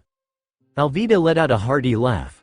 Well, looks like our scary drill sergeant has a soft spot." Kuro cleared his throat. "Captain, what do we do about our prisoners? Don't forget, in Alabasta we're not just dealing with Crocodile and his minions. We've also got Admiral Akainu." Luffy's expression darkened slightly, but his grin remained. "Don't worry. Leave the magma idiot to me." Hancock rolled her eyes playfully. "Fine. But I get dibs on Crocodile. Since you're going after the grand prize, I'll settle for the consolation round." Vivi's eyes went wide. "You two are insane." Luffy turned to Kuro. "How are our prisoners doing?" Kuro flipped open a notebook. "The pink-haired captain is mostly quiet. Smoker, according to Kobe, is difficult." Kobe nodded, looking exhausted. "Yeah, Ever since you ordered me to confiscate his cigars and put up that no smoking sign, he's been a nightmare." Luffy blinked. "What? The cells are right next to the gunpowder. It's a safety measure." Nami asked, "And what about the sword girl?" Kuro replied, "She's stable. Chopper and Kaya treated the injury Zoro gave her. It's not life-threatening. But Zoro isn't acting like himself." Nami looked concerned. "What do you mean?" Sanji, arms crossed and looking unusually serious, said, "He's in the supply room, doing inventory. I went down there, asked him to get a drink with me, he refused." Hancock arched a brow. "Zoro refusing a drink? That is serious?" Sanji nodded. "Yeah, since he fought that girl and broke her sword, he hasn't been himself." Luffy's eyes narrowed slightly. "I see. All right. I'll go pay our prisoners a visit. Hancock, mind checking in on Zoro?" Hancock stood up gracefully. "Of course." As Luffy made his way to the lower decks of the Shadow Sorrow, he descended into the holding cells where their high-profile prisoners were kept. The dim corridor was silent except for the creak of the ship and the occasional drip of condensation. Inside the cell block sat 3 figures. Hina, calmly perched on a bench. Tashigi, curled in a corner with red, puffy eyes. And Smoker, who stood the moment he saw Luffy. "Shadow Dragon," Smoker roared. "You'll pay for this." Luffy ignored the outburst and smiled coolly. "Good morning, you 3. Hope you're enjoying your hotel rooms." Smoker wasn't amused. He stepped forward and gripped the bars. "Listen to me, you punk. I swear I'll kill you. You cost me 3 years of my life." Luffy blinked, confused. "Huh, Smokey, are you still pissed I ruined your perfect record at Logatown?" Smoker looked like he was about to explode. "Are you really that dense? This isn't about that, it's about Nezumi." Luffy tilted his head. "Nezumi?" Smoker snarled. "Yes, you idiot. I spent 3 years investigating that rat. I knew he was in Arlong's pocket, running a slaving ring across East Blue, but I needed proof. I finally gathered enough evidence to take him down. Slavery logs, bribes, Stenyu and your little chaos crew show up." Luffy blinked again. "Wait, are you saying?" Smoker cut him off. "Yes. Just when I was ready to bring him in, your Panther girl sliced Arlong's head off, and then you, that long-nosed sniper, and the lightning Logia girl robbed the base dry. I saw the security footage. And then you handed Nezumi over to Garp, who had him shot the moment they reached the next base." Luffy rubbed the back of his head, sheepish. "Ah, oops." Smoker gripped the bars tighter, shaking them. "Oops. 3 years down the drain. I swear, you and that navigator of yours are going to pay." Before he could say more, Tashigi lifted her head, her bloodshot eyes locking onto something. Her gaze fell on the black-hilted katana at Luffy's side, its elegant, ominous blade nearly humming with dark energy. Her expression shifted from surprise to panic, and finally to pure horror. Her voice trembled as she whispered, "Shadow, Slicer." Luffy's casual attitude dropped slightly. He turned to her, now ignoring Smoker, and walked up to her cell. He crouched at the bars, smirking. "Ah, so the sword nerd noticed my mother's blade." Tashigi recoiled. "Mother, no, it can't be, your mother is." "She Devil Lilith," Luffy finished for her, grin widening. "Yes, she's my mom. She gave me this sword, and she's the one who trained me and Hancock when we were kids." Tashigi's face turned pale as snow. Hina, who had been calm until now, also went rigid, her own complexion losing color. Smoker's mouth hung open for a second. No way, that would mean. Luffy stood up and looked him in the eye. "That she Devil Lilith is Garp's daughter-in-law?" "Yeah, she is." Luffy turned to leave the holding cells when Smoker's voice rang out once more, loud and defiant. "Shadow Dragon," he shouted. "Listen here, personally, I don't care who your mom is.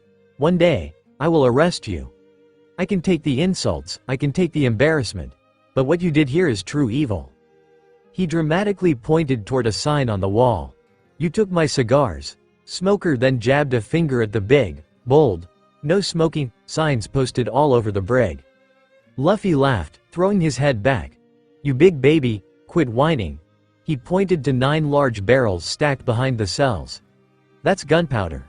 You light a cigar in here, and we're all sky high." Hina, suppressing a smile, nodded. He does have a point, Smoker. Luffy sighed and folded his arms. Look, if you three behave yourselves, I'll let you be tied to the main mast for a bit each day so you can breathe fresh air. Smoker, I'll even give you one cigar. Smoker grumbled but didn't argue. Tashigi was still silent, processing the revelation about Luffy's mother. Hina simply gave him a quiet nod. With that, Luffy turned and headed topside. As Luffy stepped onto the main deck, he froze. His eyes went wide. The deck was a battlefield. On one side stood Nami, fully transformed into her hybrid form, Panther Lady. Her claws shimmered with armament haki, her eyes wild with bloodlust. On the other stood Zoro, bandana tied, all three swords drawn and glowing with blackened haki. Meanwhile, Robin, Yamato, Sanji, Marianne, Vivi, Alvida, Kaya, Kuro, Hancock, Makita, Salome, Chopper, and Pudding stood nearby, watching the chaos unfold like spectators at an arena. Behind a makeshift barricade, constructed from crates and barrels, Jem, Usopp, Kobe, Kuru, and Richie crouched with army helmets on. What the hell is going on? Luffy roared. Hancock, arms folded, answered with a sigh. Well, things escalated. Nami and I went to talk to Zoro. He was being stubborn. Nami called him a coward, said he was letting some girl cloud his judgment. Then she told him to just fuck the girl and get it over with, and called him a loser swordsman. Luffy winced. Yeah, that'd do it. Hancock nodded. Now they're trying to kill each other. On the battlefield, Nami snarled. Come on, Mosshead, surely you've got more fight in you. Or are you worried about your girlfriend? Her claws gleamed, her aura pulsing with controlled rage. Zoro's face twisted with fury. Shut up, you feline witch.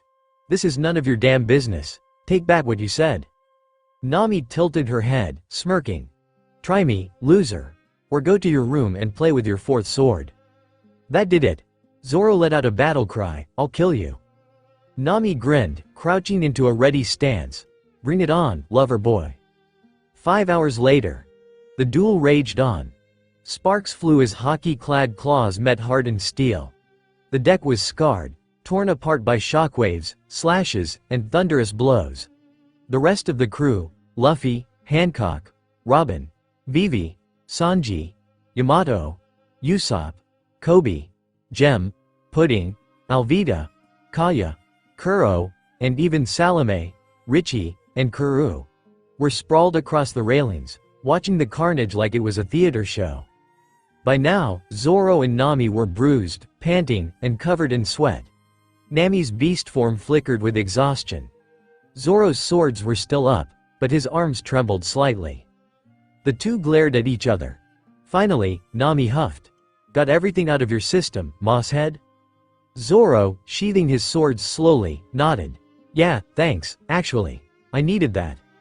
Nami, grinning, wiped a smear of blood from her cheek. No problem. Luffy walked over, casually clapping his hands. Well, that was entertaining. He leaned down, kissed Nami on the cheek, and whispered, thanks for helping Zoro out. Zoro stood straighter, scratching the back of his head. Yeah, sorry for being a jerk, Captain. Luffy turned toward the wreckage of the deck, boards split, railings broken, crates and splinters. Right, he said with a grin. As punishment, you two are gonna fix all this. Nami's eyes widened. But I'm your girlfriend, she pouted, then leaned close, her voice low and teasing. And if you let me off the hook, I'll do that thing you and Hancock like tonight. Luffy's face went beet red. You okay, fine, you're off the hook. Zoro's jaw dropped. What, seriously, so I have to fix all this by myself? Luffy shrugged, wrapping his arms around both Hancock and Nami. Well, yeah. It was your bad mood that caused this whole mess. As the three walked off together, Nami turned around and flashed Zoro the middle finger, grinning wickedly. Zoro stared after her, fists clenched. That damn witch. I swear I'll kill her, but then, more softly, he muttered, still, I guess I should thank her. She beat some sense into me. The next morning Luffy sat at the desk in his quarters, speaking into a small black Den Mushi, its eyes squinting as it relayed the encrypted message. A half-empty bottle of rum sat nearby, untouched for once. His eyes were focused, serious. "So, you're sure about this?" Luffy asked. The voice on the other end was calm and precise. "Positive, Captain. I intercepted the call between Sengoku and Akainu. Sengoku clearly said to that magma bastard, 'Help Crocodile at all costs. Alabasta can't fall into the hands of the Shadow Dragon. As for the princess, if she's working with Luffy, do what must be done.'" Luffy's eyes narrowed. "So, Sengoku wants Akainu to hand Alabasta over to the world government?" "Yeah," the voice confirmed. "And as for your 3 marine prisoners, Smoker, Hina, and Tashigi, they said, and I quote, 'do as you please.'" Luffy leaned back in his chair, letting out a breath. "I see, alright. Continue your mission in CP9. We'll meet at Water 7. The voice chuckled. "Roger that, Captain. Honestly, I can't wait to officially join your crew. Taking orders from that idiot Spandam and that psycho Lucci is getting real old. I owe you and Hancock my life. I'm yours, until death." Luffy smiled faintly. "You'll get your chance soon, and thanks for meeting with Galdino." "No problem. Though I do have to ask, why did you want me to feed Spandam information about your crew?" Luffy's grin turned sly. "Simple. To keep the CP organizations in the dark. The less they know about our real operations, the better." The voice laughed. "Captain. Alright, I'll see you in Water 7. Spandam already assigned me there a month from now. For now, I'm laying low in the West Blue." "Good. Stay safe," Luffy said before hanging up. Just as he set the Den Den Mushi back in its case, the door to his quarters opened. Nami, fresh from the shower with a towel draped around her neck, walked in. "Who was that?" she asked casually, though Luffy could tell from her tone that she'd overheard more than a little. He gave her a small smile. "Oh, just our future crewmate. He's currently our mole in CP9. Nami's eyes widened. "Wait, we have a mole in CP9? How?" Luffy shrugged. "Long story. But yeah, he's one of us. He'll be joining us in Water 7. And believe me, he's something else. Crazy, loves a good drink, but loyal to the core." Nami placed her hands on her hips. "Well, since I'm your and Hancock's girlfriend now, no more secrets." Luffy chuckled, got up, and pulled her close. He kissed her. Alright, no more secrets. Plans and a fashion show." The desert winds of Alabasta were finally within reach. The Shadow Sorrow sailed along the calm, sun-drenched waters off the coast. The golden sands of the kingdom loomed ahead like a mirage on the horizon. On the lower deck, Usopp, Kobe, and Richie, Nami's massive lion, were attempting to fish off the side of the ship. In an act of desperate creativity, or idiocy, they had tied a rope around Karoo, Vivi's loyal super duck, and were dangling him over the edge like bait. "He's a duck, fish love duck meat, right?" Usopp rationalized. Kobe, gripping the rope, looked unsure. "I'm pretty sure this is a war crime." Karoo flailed helplessly in the air, quacking in protest as Richie growled impatiently beside them. Then, the temperature dropped. "You idiots," came Vivi's furious voice. They turned just in time to see her shift into her majestic fox form, elegant, golden-furred, with sand swirling around her body like an aura. Her eyes glowed. With a flick of her tail, a sandstorm erupted, blasting the three into the mast in a puff of dust, feathers, and yelling. "You used Karoo as bait?" she screamed. "We didn't mean it like that," Usopp tried to explain before getting buried in sand again. Meanwhile, on the upper deck, Nami and Hancock were lying on beach chairs under parasols, sunbathing in elegant swimsuits. Nami, basking in the sun, turned her head lazily toward her girlfriend. "So, Hancock," she began casually, "this contact Luffy was talking to last night, who is he?" Hancock raised a brow. "Oh, so he told you about him?" "He didn't say much. Just that he's some future crewmate working as a mole inside CP9. Hancock sighed, adjusting her sunglasses. "That flea-ridden lunatic. Figures he'd get mentioned eventually." Nami's curiosity piqued. "Wait, you know him?" Hancock smirked. "Oh, I know him. I trained with him. Once. He's a violent drunk, a flirt, and has no regard for authority. But he's also loyal to Luffy and me because we saved his life. He's dangerous, but brilliant. And when he joins, he's going to shake things up." Nami grinned. "You make it sound like he's worse than Sanji." Hancock looked toward the horizon.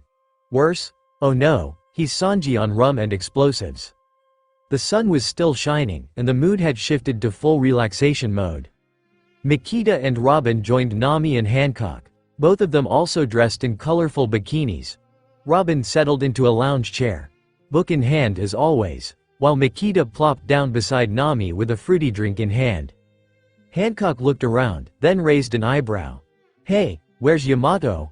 I haven't seen her all day. Without lowering her book, Robin answered casually. She's been trying on makeup and half the wardrobe collection. Even put on a little fashion show for us earlier. Nami nearly choked on her drink. Wait, Yamato? In makeup? And not in her usual kimono? Hancock sighed, sliding her sunglasses up. Oh boy, here we go again. It's because Ace is coming. I swear, she's got the biggest crush on him. Makita blinked. Yamato, shy. Hancock nodded knowingly. Oh, you don't even know. When we first met her, she actually thought she was a man. That got all three women to sit up straight. What? Nami, Robin, and Makita said in unison. Hancock chuckled at their shocked expressions. Yep. She idolized her father's enemy so much that she started identifying as him. Took us 2 full months to convince her she was a girl. 2 months of, no, Yamato, you're not Odin, and constant kimono wrestling. It was a whole thing. Nami facepalmed. That explains. So much, Robin chuckled softly, lowering her book. And now she's doing fashion shows and makeup tutorials. What a transformation. Makita grinned, kicking her feet. Think she'll survive seeing Ace again?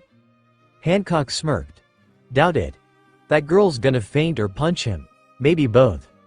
As the laughter died down on the sun deck, Sanji and Pudding emerged from the ship's kitchen, both balancing large serving trays stacked with colorful drinks, snacks, and slices of cake. Sanji, spotting the 4 women, Nami, Robin, Makita, and Hancock, in bikinis, immediately entered love-struck mode, though noticeably more restrained than usual. Mickey-chan! Robin-chan! He cried dramatically, then stopped dead in his tracks, bowing respectfully toward Nami and Hancock. My ladies. Nami blinked, stunned. Sanji, what just happened to you? Sanji straightened his posture and adjusted his tie with pride. Pudding here is helping me manage my passions. He shot Pudding a grateful smile. And since you and Hancock are taken women, as a gentleman, I know the guy code. Never flirt with another man's woman. That earned a wave of applause from the girls, and even a clumsy clap from Usopp, Kobe, and Richie, all still covered in sand from Vivi's earlier punishment. Pudding placed her tray down with a satisfied smile. And I've got help. Chopper's providing medical support, she continued, lowering her voice with a mischievous smirk, and Jem is on standby. You see, I showed Sanji some strategic swimsuit pictures of you ladies. Nami's face turned bright red. Makita choked on her drink. Even Robin's eyes widened a fraction. And if Sanji starts acting like a pervert, Pudding said sweetly, I give the order, and Jem blows him up, instantly. The entire crew froze. Sanji coughed nervously. I am getting better though, mostly. Hancock, after a long pause, sipped her drink and said dryly, well, if it works, it works. But Pudding, try not to blow up our head chef unless absolutely necessary. Pudding grinned and gave a crisp salute. Aye, Vice Captain. Luffy appeared on deck, shirtless and holding his sword Shadow Slicer, fresh from a brutal sparring match with Zoro. The swordsman lay nearby, flat on his back, panting heavily and drenched in sweat. Luffy glanced around and spotted the poster Sanji had taped to a support beam. The no pervert mode or else sign, complete with Pudding's threat and Jem's explosion warning. He chuckled. I see your treatment's working, Pudding. Pudding nodded confidently. Told you it would. Luffy turned to Sanji, wiping his blade down. Well then, Sanji, if you behave, you'll get your reward. An all-expense-paid trip to Amazon Lily. Sanji immediately went full hearts for eyes mode. Amazon Lily, my all blue of women. He froze, then quickly corrected himself. I mean, yes, Luffy, no problem. Luffy smirked. Good, because now it's time for strategy. He looked around. I already discussed this with Kuro, though he can't be here right now. Hancock raised an eyebrow. Where is he? Luffy sighed, rubbing his temple. He, Kaya, Alvida, Marianne, Gem, and Chopper are currently stuck watching Yamato's fashion show. Don't ask. Everyone collectively chose not to ask. Luffy turned to Robin. Robin, you used to work with Crocodile. Who are his top agents still in play? Robin nodded, closing her book. Aside from Crocodile himself and the officers you already dealt with, the main threats remaining are the following. Mr. 1 Das Bones abilities. He ate the dice fruit, Supa Supa no Mi, allowing his entire body to transform into razor-sharp steel blades. Combat style. A deadly close-range fighter with immense durability. Swords are useless against him. He is a living blade. Personality. Cold, professional, and silent. Loyal to Crocodile's ideals of strength. Miss Doublefinger. Zala abilities. She ate the spike fruit, Toge Toge no Mi, which lets her sprout razor spikes from any part of her body. Combat style. Agile and dangerous in melee, capable of combining piercing strikes with speed and flexibility. Personality. Calm, calculating, and sadistic when provoked, often paired with Mr. 1 on missions. Mr. 2 Bon Clay, Bentham abilities. He has the clone fruit, main no Mi, allowing him to copy anyone's face and body by touching them. Combat style. A flamboyant martial artist who uses a ballet kick style.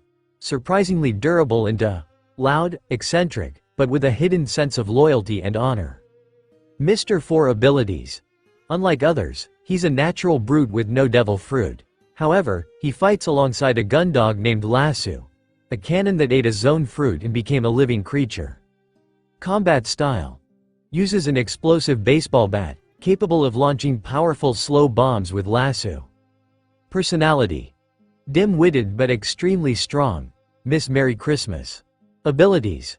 She ate the mole fruit, Mogu Mogu no Mi, allowing her to dig underground at high speed and attack from below. Combat style. Often works in sync with Mr. 4 for ambushes and surprise strikes. Personality. Loud, brash, and condescending. Robin closed her notes. They'll be waiting in Rainbase, Crocodile's stronghold. But it's possible Mr. the 2nd of May tried to intercept us in Nanohana. Luffy cracked his knuckles. Then we'll deal with them one by one. Luffy stood tall in the middle of the deck, arms crossed, his captain's aura radiating authority. First priority. Be on the lookout for Mr. 2. If he's close, we offer him the same deal we gave to Makita, Gem, Marianne, and Galdino. At the mention of Galdino, Vivi raised an eyebrow. Where is Galdino, anyway? Robin answered smoothly. Currently stationed at the Royal Palace. He's guarding King Cobra, thanks to the letter you wrote. Luffy turned to Robin again. Of those 5 Baroque agents, who would be the best to run Crocodile's casino operations once this is over? Robin didn't hesitate. Zala. Of all the top 5 agents, she's the only one who has a brain. That earned an immediate, hey, from Makita, who stood up with puffed cheeks, offended.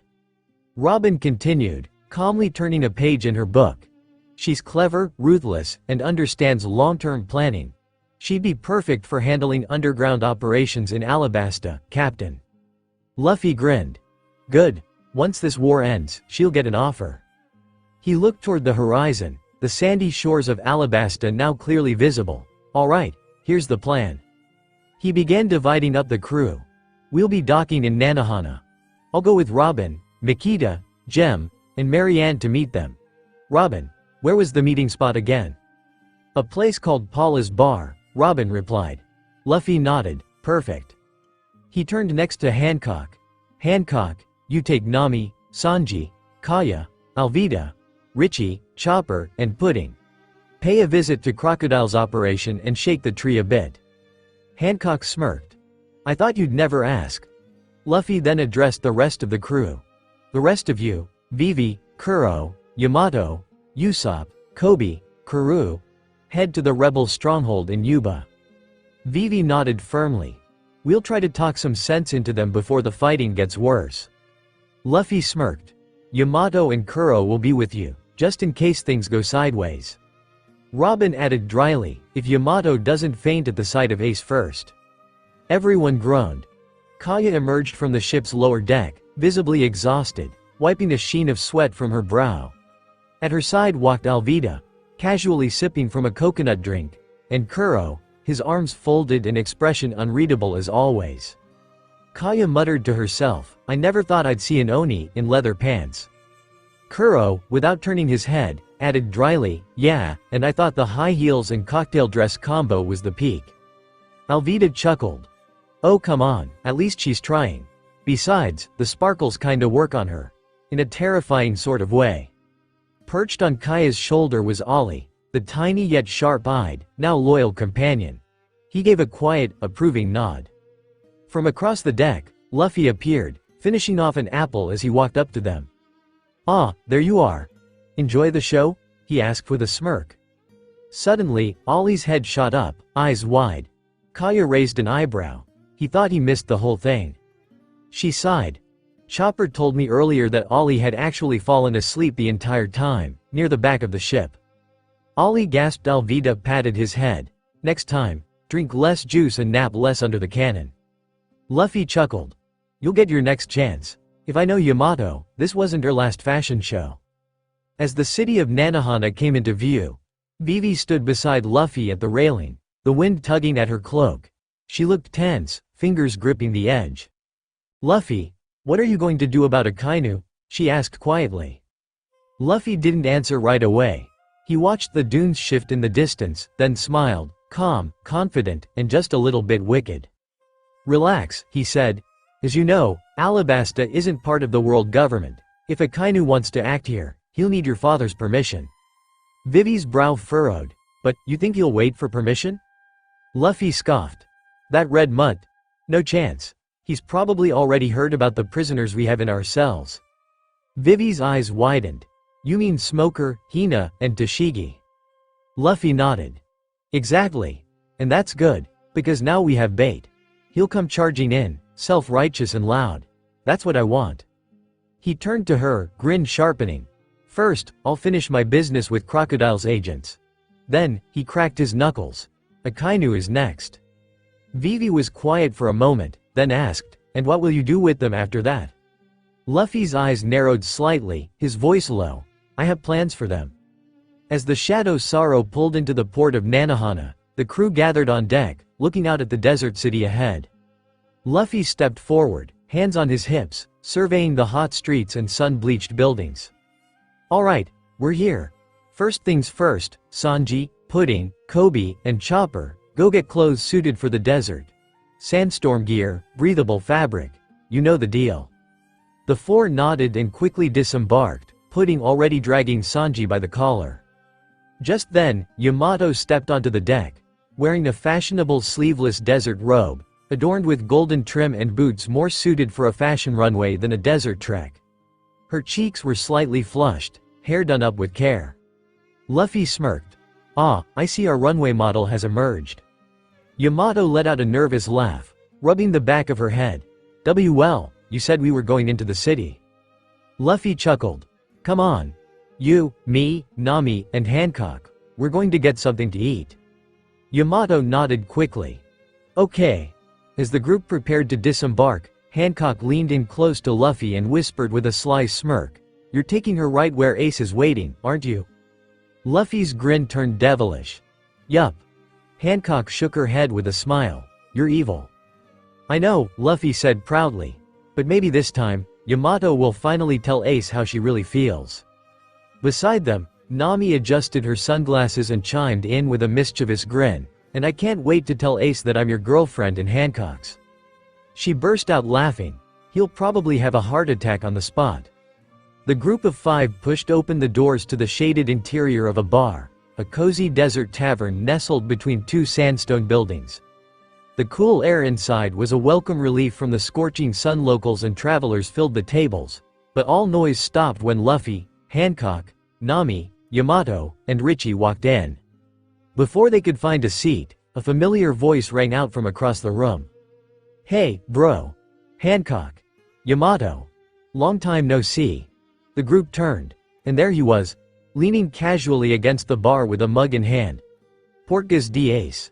His signature hat rested on a hook behind him, and his cutlass was strapped proudly to his hip.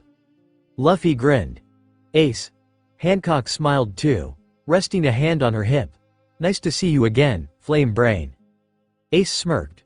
"You two haven't changed a bit," but Yamato didn't move. She stood rooted to the spot, suddenly stiff as a board. Her eyes were wide, cheeks red, and her mouth struggled to form words. Finally, in a voice that sounded nothing like the loud and confident Oni the crew was used to, she squeaked. Hello. Ace." It was barely louder than a whisper. She fidgeted with her sleeves, eyes locked on the floor, like a nervous schoolgirl meet watching this, arched a brow and smirked. She leaned in toward Hancock and muttered, "Man. For a big, scary Oni, she sure acts like a lovesick schoolgirl." Hancock giggled softly. Luffy whispered to Richie, "10 Belly says she faints before dessert." Richie snorted, his mane twitching in amusement. The table was lively, filled with food, drinks, and the buzz of old friends catching up. Ace had just finished laughing at Luffy's exaggerated tale of beating up a sea king when Nami suddenly leaned across the table, smirking. "Oh, by the way, Ace. I'm Luffy's girlfriend now." Ace blinked. Hancock cut in smoothly, sipping her drink. "Yes, and I'm still his fiancé." Ace froze mid-sip. His eyes slowly widened as realization dawned. He turned to Luffy, slowly lowering his mug. "Wait, are you seriously dating both of them?" Luffy, with a mouth full of meat, blinked, "Yup." Ace slowly stood up, face pale. He staggered back like he'd just taken a hockey-infused punch to the gut. "You, absolute monster," he muttered, dramatically pointing at his brother. "How did you pull that off?" Luffy shrugged.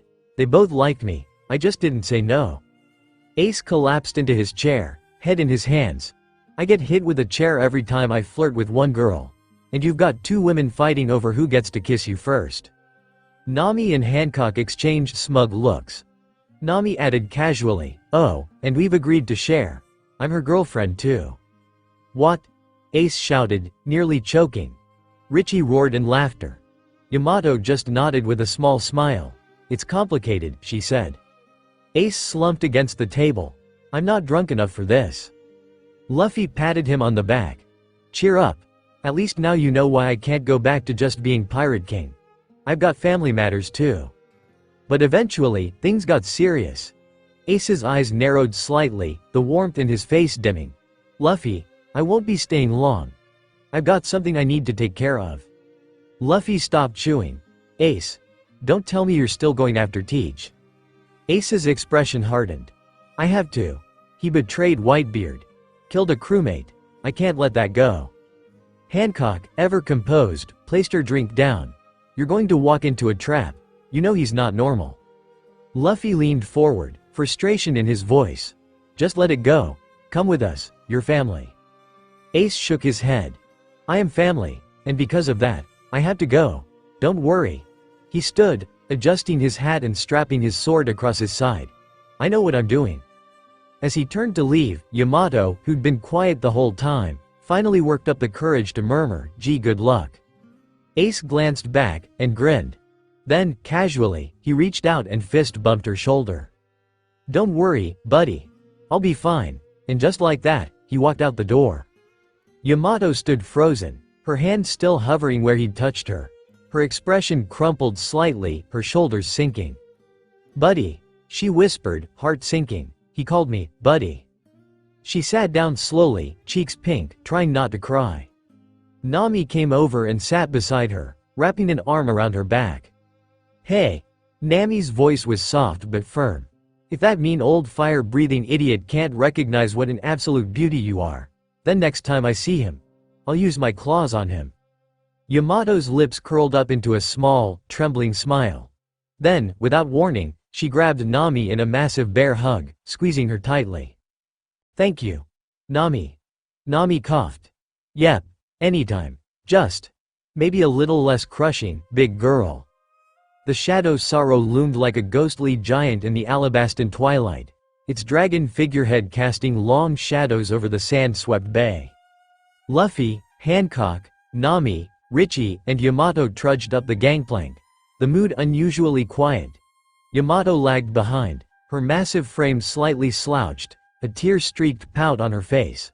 Her war club dragged against the wood with a sad little clunk, clunk, clunk. Nami walked beside her, trying her best to lift her spirits. "Come on, Yams, you're one of the strongest women I've ever met, and trust me, that's saying something," she winked.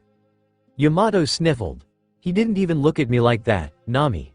I was right there, right in front of him, and he called me, buddy." Richie the lion walked up on his big paws and offered her a tissue. Where he got it, no one knew. He gently nudged her leg with a soft growl. Yamato blinked, took the tissue, and blew her nose with an earth-shattering honk. Nami chuckled and wrapped an arm around her friend's waist. If Ace doesn't see what kind of goddess is standing in front of him, then that's his loss, not yours. Richie nodded solemnly. Up ahead, Hancock leaned toward Luffy, arms folded, her expression flat. "Your brother is the densest man on the Grand Line, and that's including you, love." She narrowed her eyes. How has he not noticed Yamato is head over heels for him? Luffy scratched the back of his head with a sheepish grin. "Yeah, Ace is a good guy, but when it comes to girls, he's kind of a rock with muscles." Hancock gave him a flat stare. "A hot-headed, kind rock," Luffy added quickly. He turned back, walking up to Yamato and placing a hand on her shoulder. She looked at him, eyes watery, lip wobbling. "Hey, I'm sorry about Ace. He's just kinda slow with feelings, but you know him. He's not trying to hurt you, he's just clueless." Yamato trembled, and then collapsed to her knees dramatically, raising her arms to the heavens. "No, it's not him, it's me. I'm ugly," she wailed, cartoon tears gushing like fountains. Everyone's sweat dropped. "You're built like a goddess with a war club," Nami deadpanned. "I would kill to have your abs," Hancock muttered under her breath. Even Richie turned away, visibly rolling his lion eyes. Luffy awkwardly patted her head. There. You're terrifying in a good way." Yamato blinked up at him. "You think I'm terrifying?" "In a very pretty way. Thanks," she muttered, utterly unsure whether to cry harder or feel flattered. The gangplank creaked as Luffy, Hancock, Nami, Richie, and the absolutely heartbroken Yamato stepped back onto the Shadow Sorrow. The sun had dipped low, painting the sky in soft oranges and crimson reds. A beautiful view utterly wasted on Yamato, who trudged along with slumped shoulders and a war club that now dragged behind her like a forgotten toy. Up on the deck, Pudding spotted them first. She waved cheerfully, skipping forward in her pink boots. "Hey, there you are. We were starting to get worried. Oh wait, what's wrong with Yamato?" Sanji blinked as he caught sight of Yamato's puffy eyes and quivering lip. He took a step closer, concerned. "Yamato-chan? Are you Oka?" Suddenly, Yamato screamed at the top of her lungs, fists clenched to the sky. "No, I'm ugly. Just an ugly Oni girl no one will ever love." The whole ship went silent for a full second, then thud thud thud thud. Doors opened. Boots hit the deck. The entire crew came rushing out to the commotion. Alvida marched up, flipping her hair, brow furrowed. What the hell's going on with her? Nami crossed her arms and sighed, clearly frustrated. Apparently Ace friend zoned her again and didn't even realize she's into him. She thinks she's ugly now. There was a long silence. The boys, Zoro, Sanji, Usopp, Kobe, Chopper, Jem, and Kuro, all winced in sync. Ouch! They muttered together, like a barbershop quartet of pain. Meanwhile, the girls exploded with rage. Alvida. I knew there was something off about that fireboy. Mikita. She's literally a goddess with horns. Pudding. I should shove a cream pie in his face, the bad kind. Vivi. I'll bury him in sand up to his eyebrows and let the desert do the rest. Marianne. I'm gonna paint idiot on his back in permanent ink. Kaya. He's clearly blind. Or stupid. Or both. Even Robin, calm and collected, spoke up as she cracked her knuckles. I could always grow limbs in unfortunate places. Yamato, still bawling in a dramatic anime pose, gasped, Why you girls really think I'm not ugly? The girls surrounded her instantly, hugging her from all sides, lifting her up, literally and emotionally, and yelling things like, Queen Oni, and Ace doesn't deserve you. From behind them, Luffy raised both hands nervously. Hey, calm down, guys, he didn't mean it, Ace is just. Before he could finish, Nami punched him in the head. Hancock slapped his other cheek. Typical, Nami growled. All men are the same. Figures. Hancock crossed her arms, nodding. Cluelessness runs in the bloodline. Luffy was on the floor, holding his head. What did I do? Even Richie threw a side eye at him, then padded over to Yamato and handed her another tissue with a quiet, regal growl. Luffy stood between the furious women of his crew and the mental image of his brother Ace being lynched by lipstick and lightning bolts. Nami was brandishing her claws, her eyes glowing with armament hockey. Hancock had her hand glowing with venom and petrifying heat. Vivi was conjuring a mini sandstorm. Kaya's fingertips crackled with lightning. Even Robin had summoned multiple arms. One was holding a frying pan for some reason. And Yamato, still tear-streaked, now held her war club with a single clear goal: swing until emotional satisfaction. Luffy waved both arms frantically. Wait. Let's not start a riot. People, put down the torches. You can't just lynch Ace. I mean, technically, I outrank him. Boo. Traitor. Man sympathizer. The booing was loud. Nami even held up a hand dramatically. One more word, Luffy, and you're sleeping outside, with the Sea Kings. Hancock added coldly, and I'll feed your rum stash to the sea rats. Luffy paled. Not the rum. Have mercy. Behind him, the male crew had abandoned him. Sanji, Zoro, Kobe, Usopp, Jem, Kuro, and Chopper were now peeking over crates or hiding behind the ship's masts. Sanji peeked out long enough to yell. You're on your own, Captain. Luffy spun toward them, veins popping.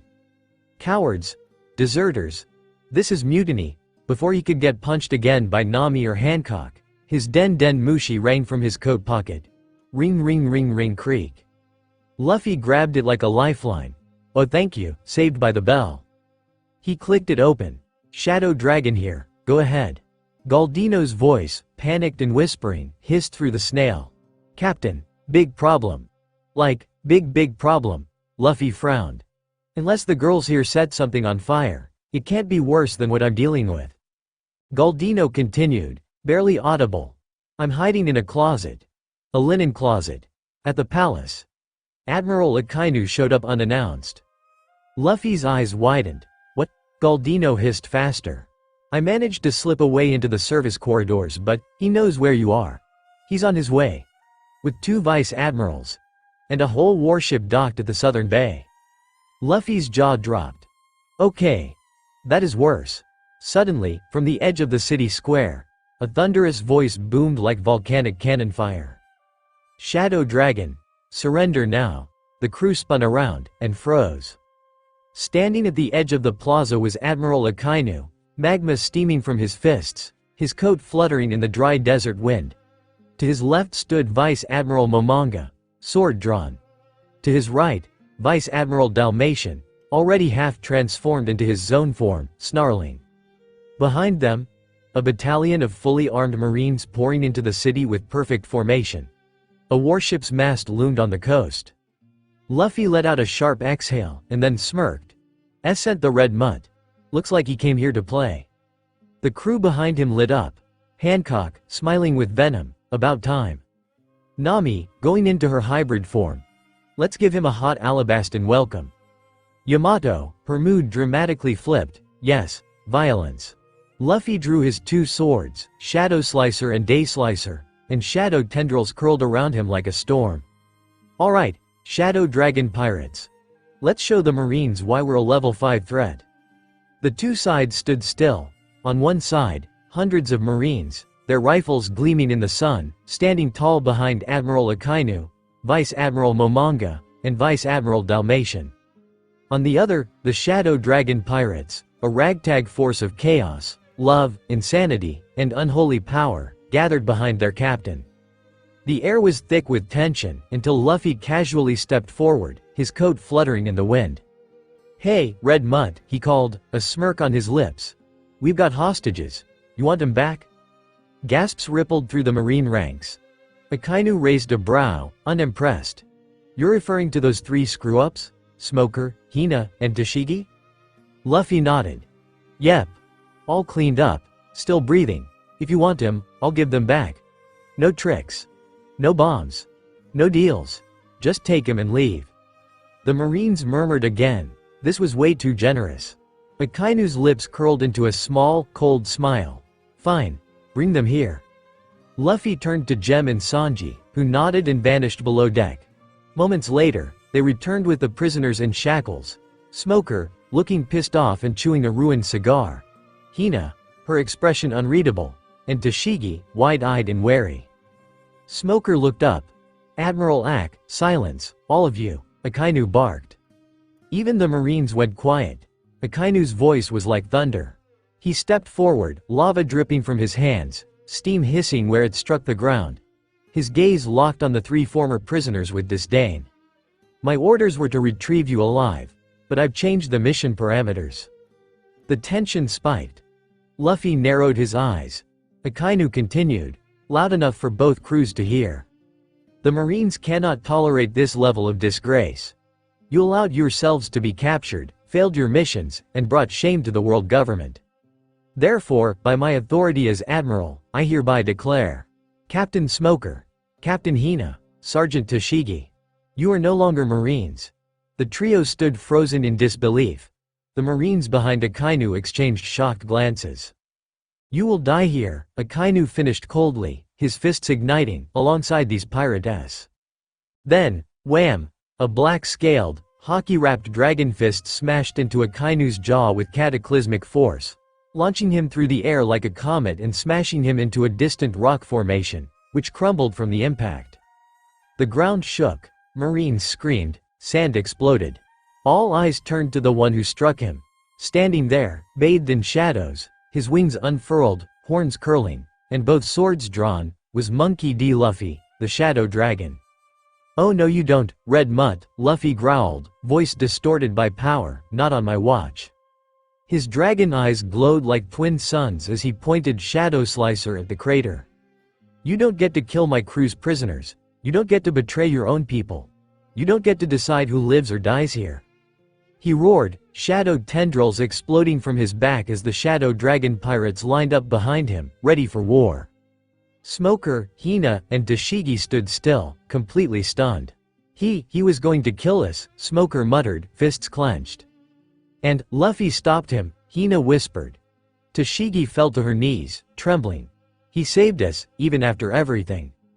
The Marines hesitated, uncertain. The Shadow Dragon pirates? Grinning, growling, ready. Luffy pointed his sword forward. Let's finish this. The moment Luffy launched Akainu into the rock face, the battlefield exploded into chaos. Shadow Dragon pirates. Engage, Luffy roared, his voice echoing like thunder over the capital. Marine rifles opened fire. Cannons boomed, swords flashed. But they were too slow. Vivi burst into her fox fruit. Hybrid form, sand swirling around her. Her 9 bushy tails lashed out like living whips. You trespass in my kingdom, she snarled. She darted forward in a blur, slashing with razor-sharp claws and leaving craters of quicksand in her wake. Marines sank screaming into the pits as desert animals. Giant scorpions and fennec foxes made of sand rose behind her like summoned beasts. She bared her fangs. This is Alabasta's wrath. Nami had shed her jacket and transformed into her Black Panther Zone hybrid, her body sleek and shadowy, muscles tensed, fangs gleaming. She leapt through the air, claws glowing black with armament hockey, and ripped through a squad of Marine swordsmen like paper. You want to fight? Here's your damn fight. One Marine tried to run. She pounced on him, claws crashing into his blade, shattering it with a grin. Slash! He went flying into a wall. Vice Admiral Dalmatian, half transformed and charging on all fours, snarled as he struck. You're strong, Snake Woman, but I'm a Vice Admiral. Boom! He was blasted across the plaza, bouncing like a rag doll. Hancock, in her hybrid Gorgon Queen form, massive, majestic, serpentine, floated above the battlefield, hair made of coiling snakes, eyes glowing. She slammed down with her serpent tail covered in venomous hockey, cracking the stone below. She caught Dalmatian mid-leap with a spin swipe to the snout, stone flash, and half of his body turned to stone on impact. Good dog. Stay. Yamato stood in the middle of the plaza, chest rising, war club crackling with haki. Her eyes locked onto Vice Admiral Momonga, a brutal mountain of muscle wielding a naginata. "You're just like him," she muttered. "Another man telling me I'm not good enough."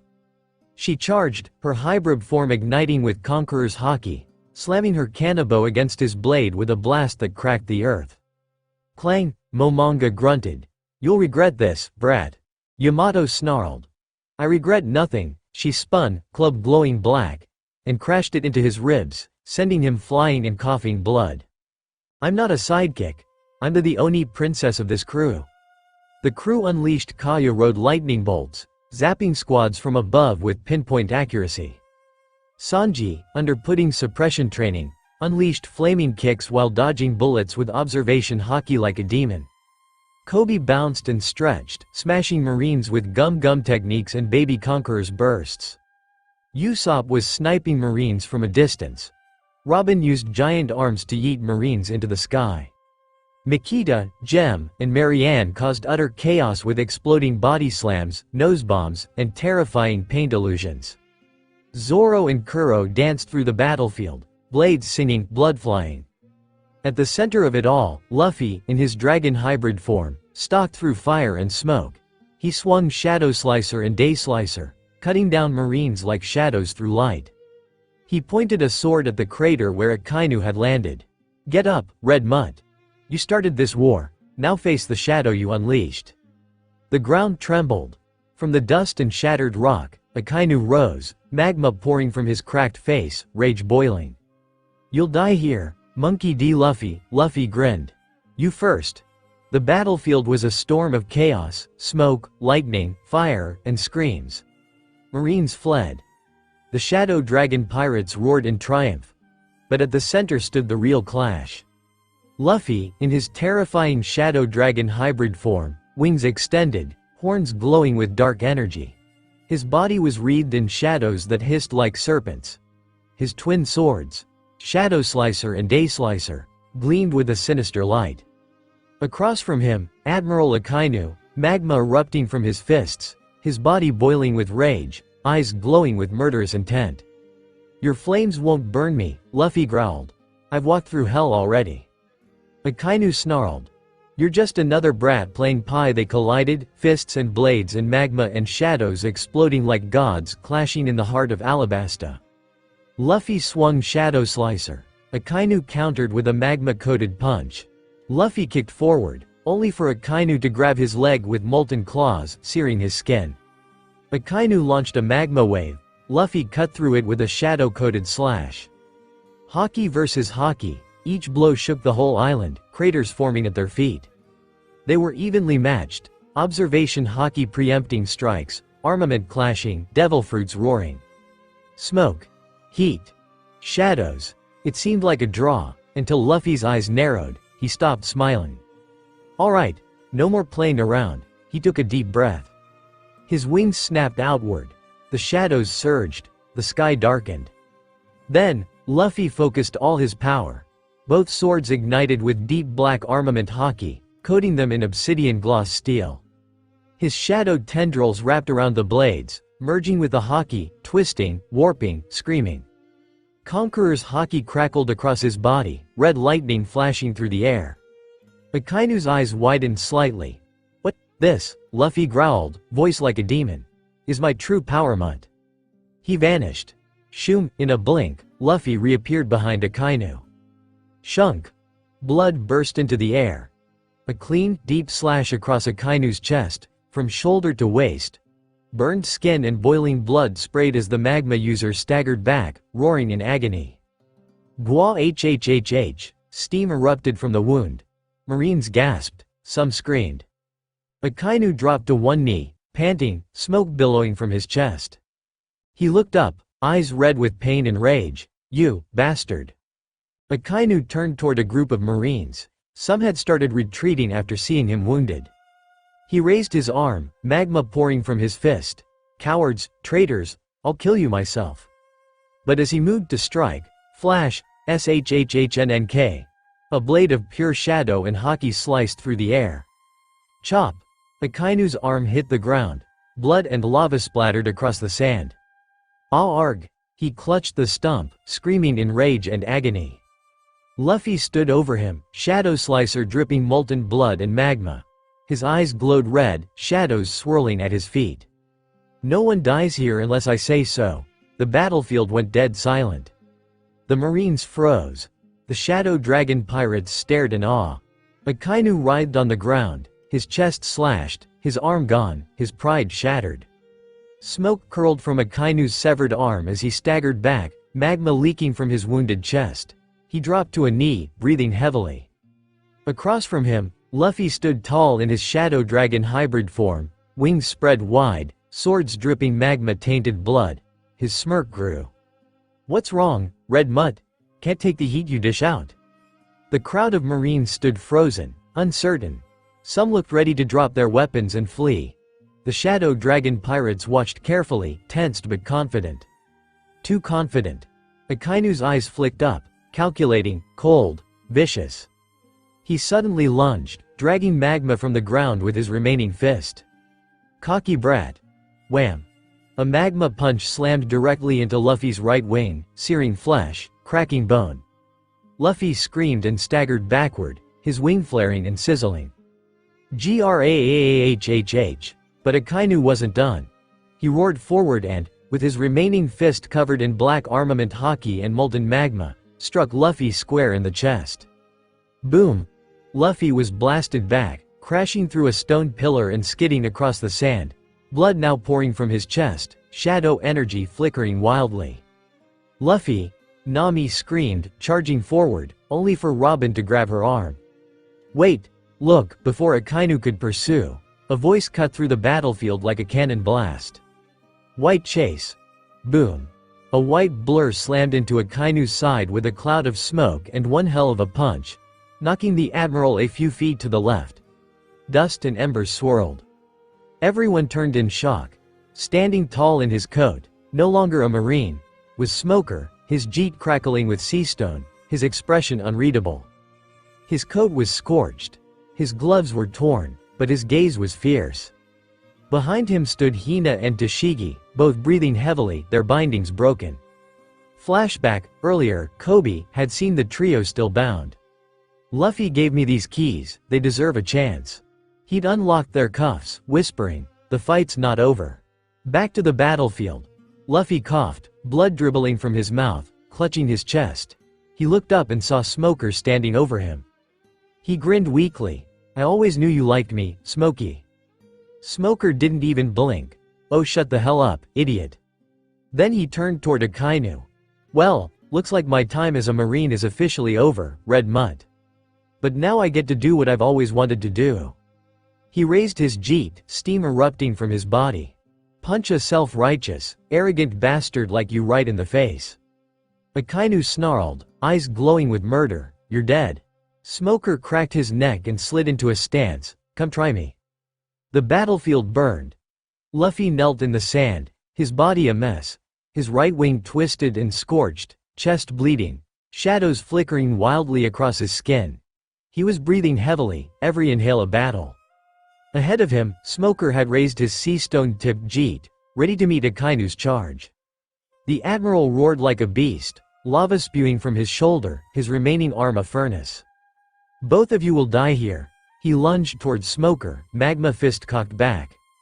But then, "Oh no you don't, you magma bastard," Luffy roared.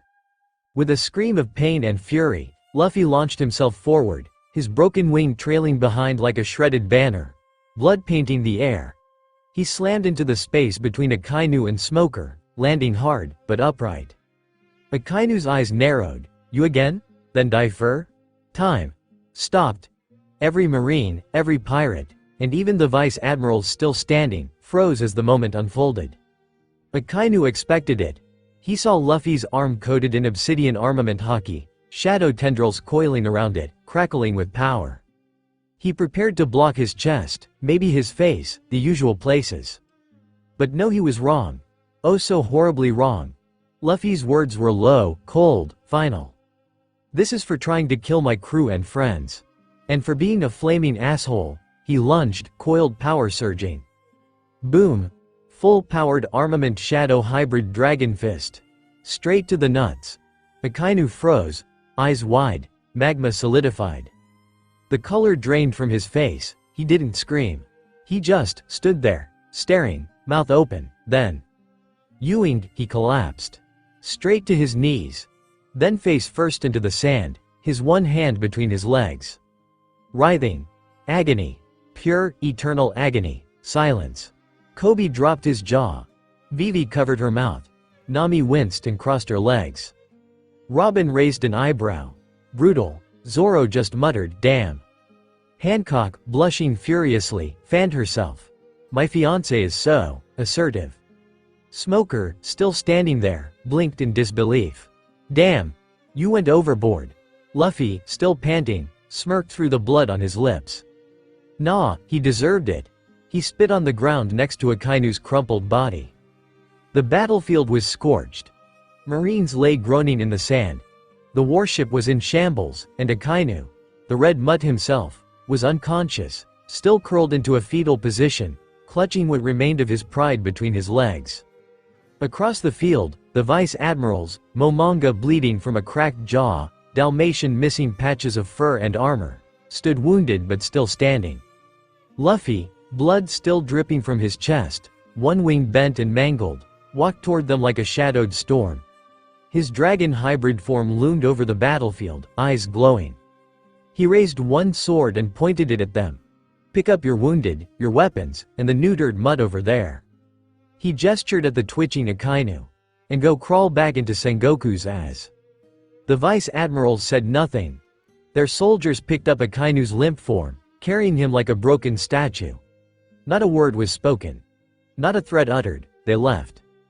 The Marines had lost. As the dust settled, Luffy deactivated his hybrid form, cracking his neck as he walked towards Smoker, Hina, and Tashigi, who stood off to the side. His tone softened, but his presence remained commanding. So, what now? You're not Marines anymore. Smoker crossed his arms, his face unreadable. Hina stood straight, silent for a moment, then Smoker spoke. We're not joining your crew. Hina nodded beside him. Hina agrees. Pirate life isn't for us. Luffy smirked. Didn't think so, I respect that. He turned to look at the horizon, then back at them with a grin. But what about the Revolutionary Army? Smoker and Hina's eyes went wide. What? Smoker said, brow furrowed. Luffy looked over his shoulder casually. My old man's the leader, you know, Monkey D. Dragon. Silence. Tashigi's jaw dropped. Smoker choked on his own cigar. Hina blinked once. Twice. Why your father is Dragon the Revolutionary? Smoker barked. Luffy nodded. Yup. The world's most wanted man. He's a good guy, intense, but you'd like him. He needs good people like you. Smoker rubbed his temples. Of course he's your father, that explains so much. Then he looked to Hina. She shrugged. Fine. Hina will join, but only if she doesn't have to wear that cloak, too dramatic. Smoker sighed. Guess I'm going too. Maybe I can finally punch some celestial dragons. Luffy grinned. Tell my old man I said hi. Before he could turn away, Tashigi stepped forward. Mind if I join you instead? Luffy blinked. Huh? Really? Tashigi nodded, face red but determined. I want to become stronger. Strong enough to wield justice the right way, and... She glanced over at Zoro, who was currently drinking rum like nothing happened. He still owes me a sword. Luffy chuckled. You sure? No going back once you board this ship. Tashigi saluted. I'm sure. I want to learn. Fight. Grow. I don't care if it's pirate or marine. I want to protect people. Luffy grinned and patted her shoulder. Welcome to the crew, Tashigi. The sun was beginning to set as the Shadow Sorrow drifted calmly over Alabasta's coast. The storm of war had passed. The crew was finally breathing again. On the main deck, Luffy sat cross-legged on a barrel, bandages over his wing and chest, sake in hand. Around him stood Smoker, Hina, Tashigi, Hancock, Nami, Robin, Zoro, and the rest of the core crew. A breeze swept across the sails, but tension was thick. Luffy glanced up at the trio of former Marines. Since Akainu's gone, I guess I should finally tell you three what's really going on here. He told them about Crocodile's plan. Smoker narrowed his eyes, arms crossed. Knew that sand bastard was up to something. I just couldn't pin what. Hina nodded. Hina agrees. Crocodile was always too quiet for Warlord, something was off. Luffy sipped his drink, then looked at them seriously. Well, she won't be a threat for long. All three ex-Marines froze. She? Smoker echoed, confused. The rest of the crew turned to Luffy with wide eyes. Yeah, Luffy said calmly, pointing toward the sea. My mom told me something only a handful of people in the world know. He held up 2 fingers. Crocodile's real name is Crocodile. A moment of pure silence. Then, Watt, Nami, Kobe, and even Chopper screamed at once. Hancock nodded slowly, arms crossed, face stern. That's right. She once challenged Whitebeard in her prime and lost dramatically. Her bounty back then? Around 800 million berry. Robin's eyes narrowed. I've read that name in old bounty logs. Isla. She vanished decades ago, presumed dead. Luffy continued. After losing to Whitebeard, she disappeared, probably faked her death, but with a little help from Ivankov in the Okama Kingdom. He gestured vaguely toward his own body. She changed, and re-emerged as the man the world now knows as Crocodile. Smoker stumbled back a step, the cigar falling from his lips. That explains it. That's why Crocodile just appeared one day, fully formed, reputation airtight. Are you telling me that Sand Freak used to be one of the most feared pirates in the New World? Tashigi blinked hard. I've seen that name before. Crocodile. She was called the Desert Reaper. A pirate feared for turning entire oases to ash. Zoro raised an eyebrow. Guess the name fits again. Luffy shrugged. Still dangerous. Still a problem. But at least now we know who we're dealing with. Robin leaned forward slightly, curious. Why are you telling us this now? Luffy looked at Smoker, Hina, and Tashigi again. Because now you're free. No orders. No chains. You should know the truth, because sooner or later, Crocodile will come for us. Luffy had one last thing to take care of. He disappeared into his quarters. Moments later, he returned, holding a sleek, black Den Mushi with red eyes and gold etchings. A secure Revolutionary Army line. He sat cross-legged, set the snail down, and dialed. Purru. Purru. Purru. Click. A gruff but calm voice answered. This is Dragon. Luffy grinned. Hey, old man. We had a small change of plans. Dragon's voice didn't shift, but you could feel the fatherly curiosity. I assumed this change involved an admiral? Luffy scratched his head. Yup. I might have turned Akainu into a singing soprano. A pause. I see. Luffy leaned back, resting a foot on the barrel. Also, I've got 2 new recruits for you. You'll want them. Dragon's tone sharpened. Who? Without a word, Luffy handed the Den Mushi to Smoker and Hina. Smoker blinked. You want me to talk to Monkey D. Dragon? Hina muttered, this is above Hina's pay grade. Luffy smirked. You quit. You don't have a pay grade anymore. Hesitantly, Smoker picked up the snail. This is Smoker. Former captain. Logia type. Probably on your radar. Dragon responded instantly. Yes. You punched a lot of celestial-linked bastards. I've had my eye on you for years. Hina leaned in. Hina here. Former Marine as well. Not as punchy, but just as dangerous. You're both useful, Dragon said simply. 3 operatives are en route to retrieve you. Smoker raised an eyebrow. Who? Your extraction team will be Koala, Sabo, and Lilith. Smoker's cigar fell from his mouth. Luffy suddenly paled. Wait, Mom's coming? Luffy gently took the snail back. Thanks, Dad. We'll handle Crocodile. Then follow the plan. Good. Stay sharp. Click. As the line cut, Luffy stood up slowly, turning to the crew. Sue. My mom's coming. Zoro raised a brow. Didn't you say she was some ex-Roger pirate demon queen? Luffy's sweat dropped. Yeah, also second in command of the Revolutionary Army. Nami crossed her arms. You still haven't told her we're in a 3-way relationship, have you? Luffy groaned and slammed his head into the mast. This is gonna be awkward. As Luffy dragged his hand down his face in stress, Vivi stepped forward. Now that Crocodile's secret is out, and I helped you fight the Marines, they'll probably put a bounty on me." Karoo quacked sadly and nuzzled her leg. Luffy looked at her, eyes softening. "Yeah? You're probably right." She smiled gently. "If that happens, can I come with you?" Luffy didn't even hesitate. "Of course. Your family?" Karoo flapped his wings and let out a heroic quack. Robin chuckled. "Another princess on board." Zoro groaned. "Great. More royalty." Sanji spun into the air. "Princess Vivi Swan," Nami bonked him.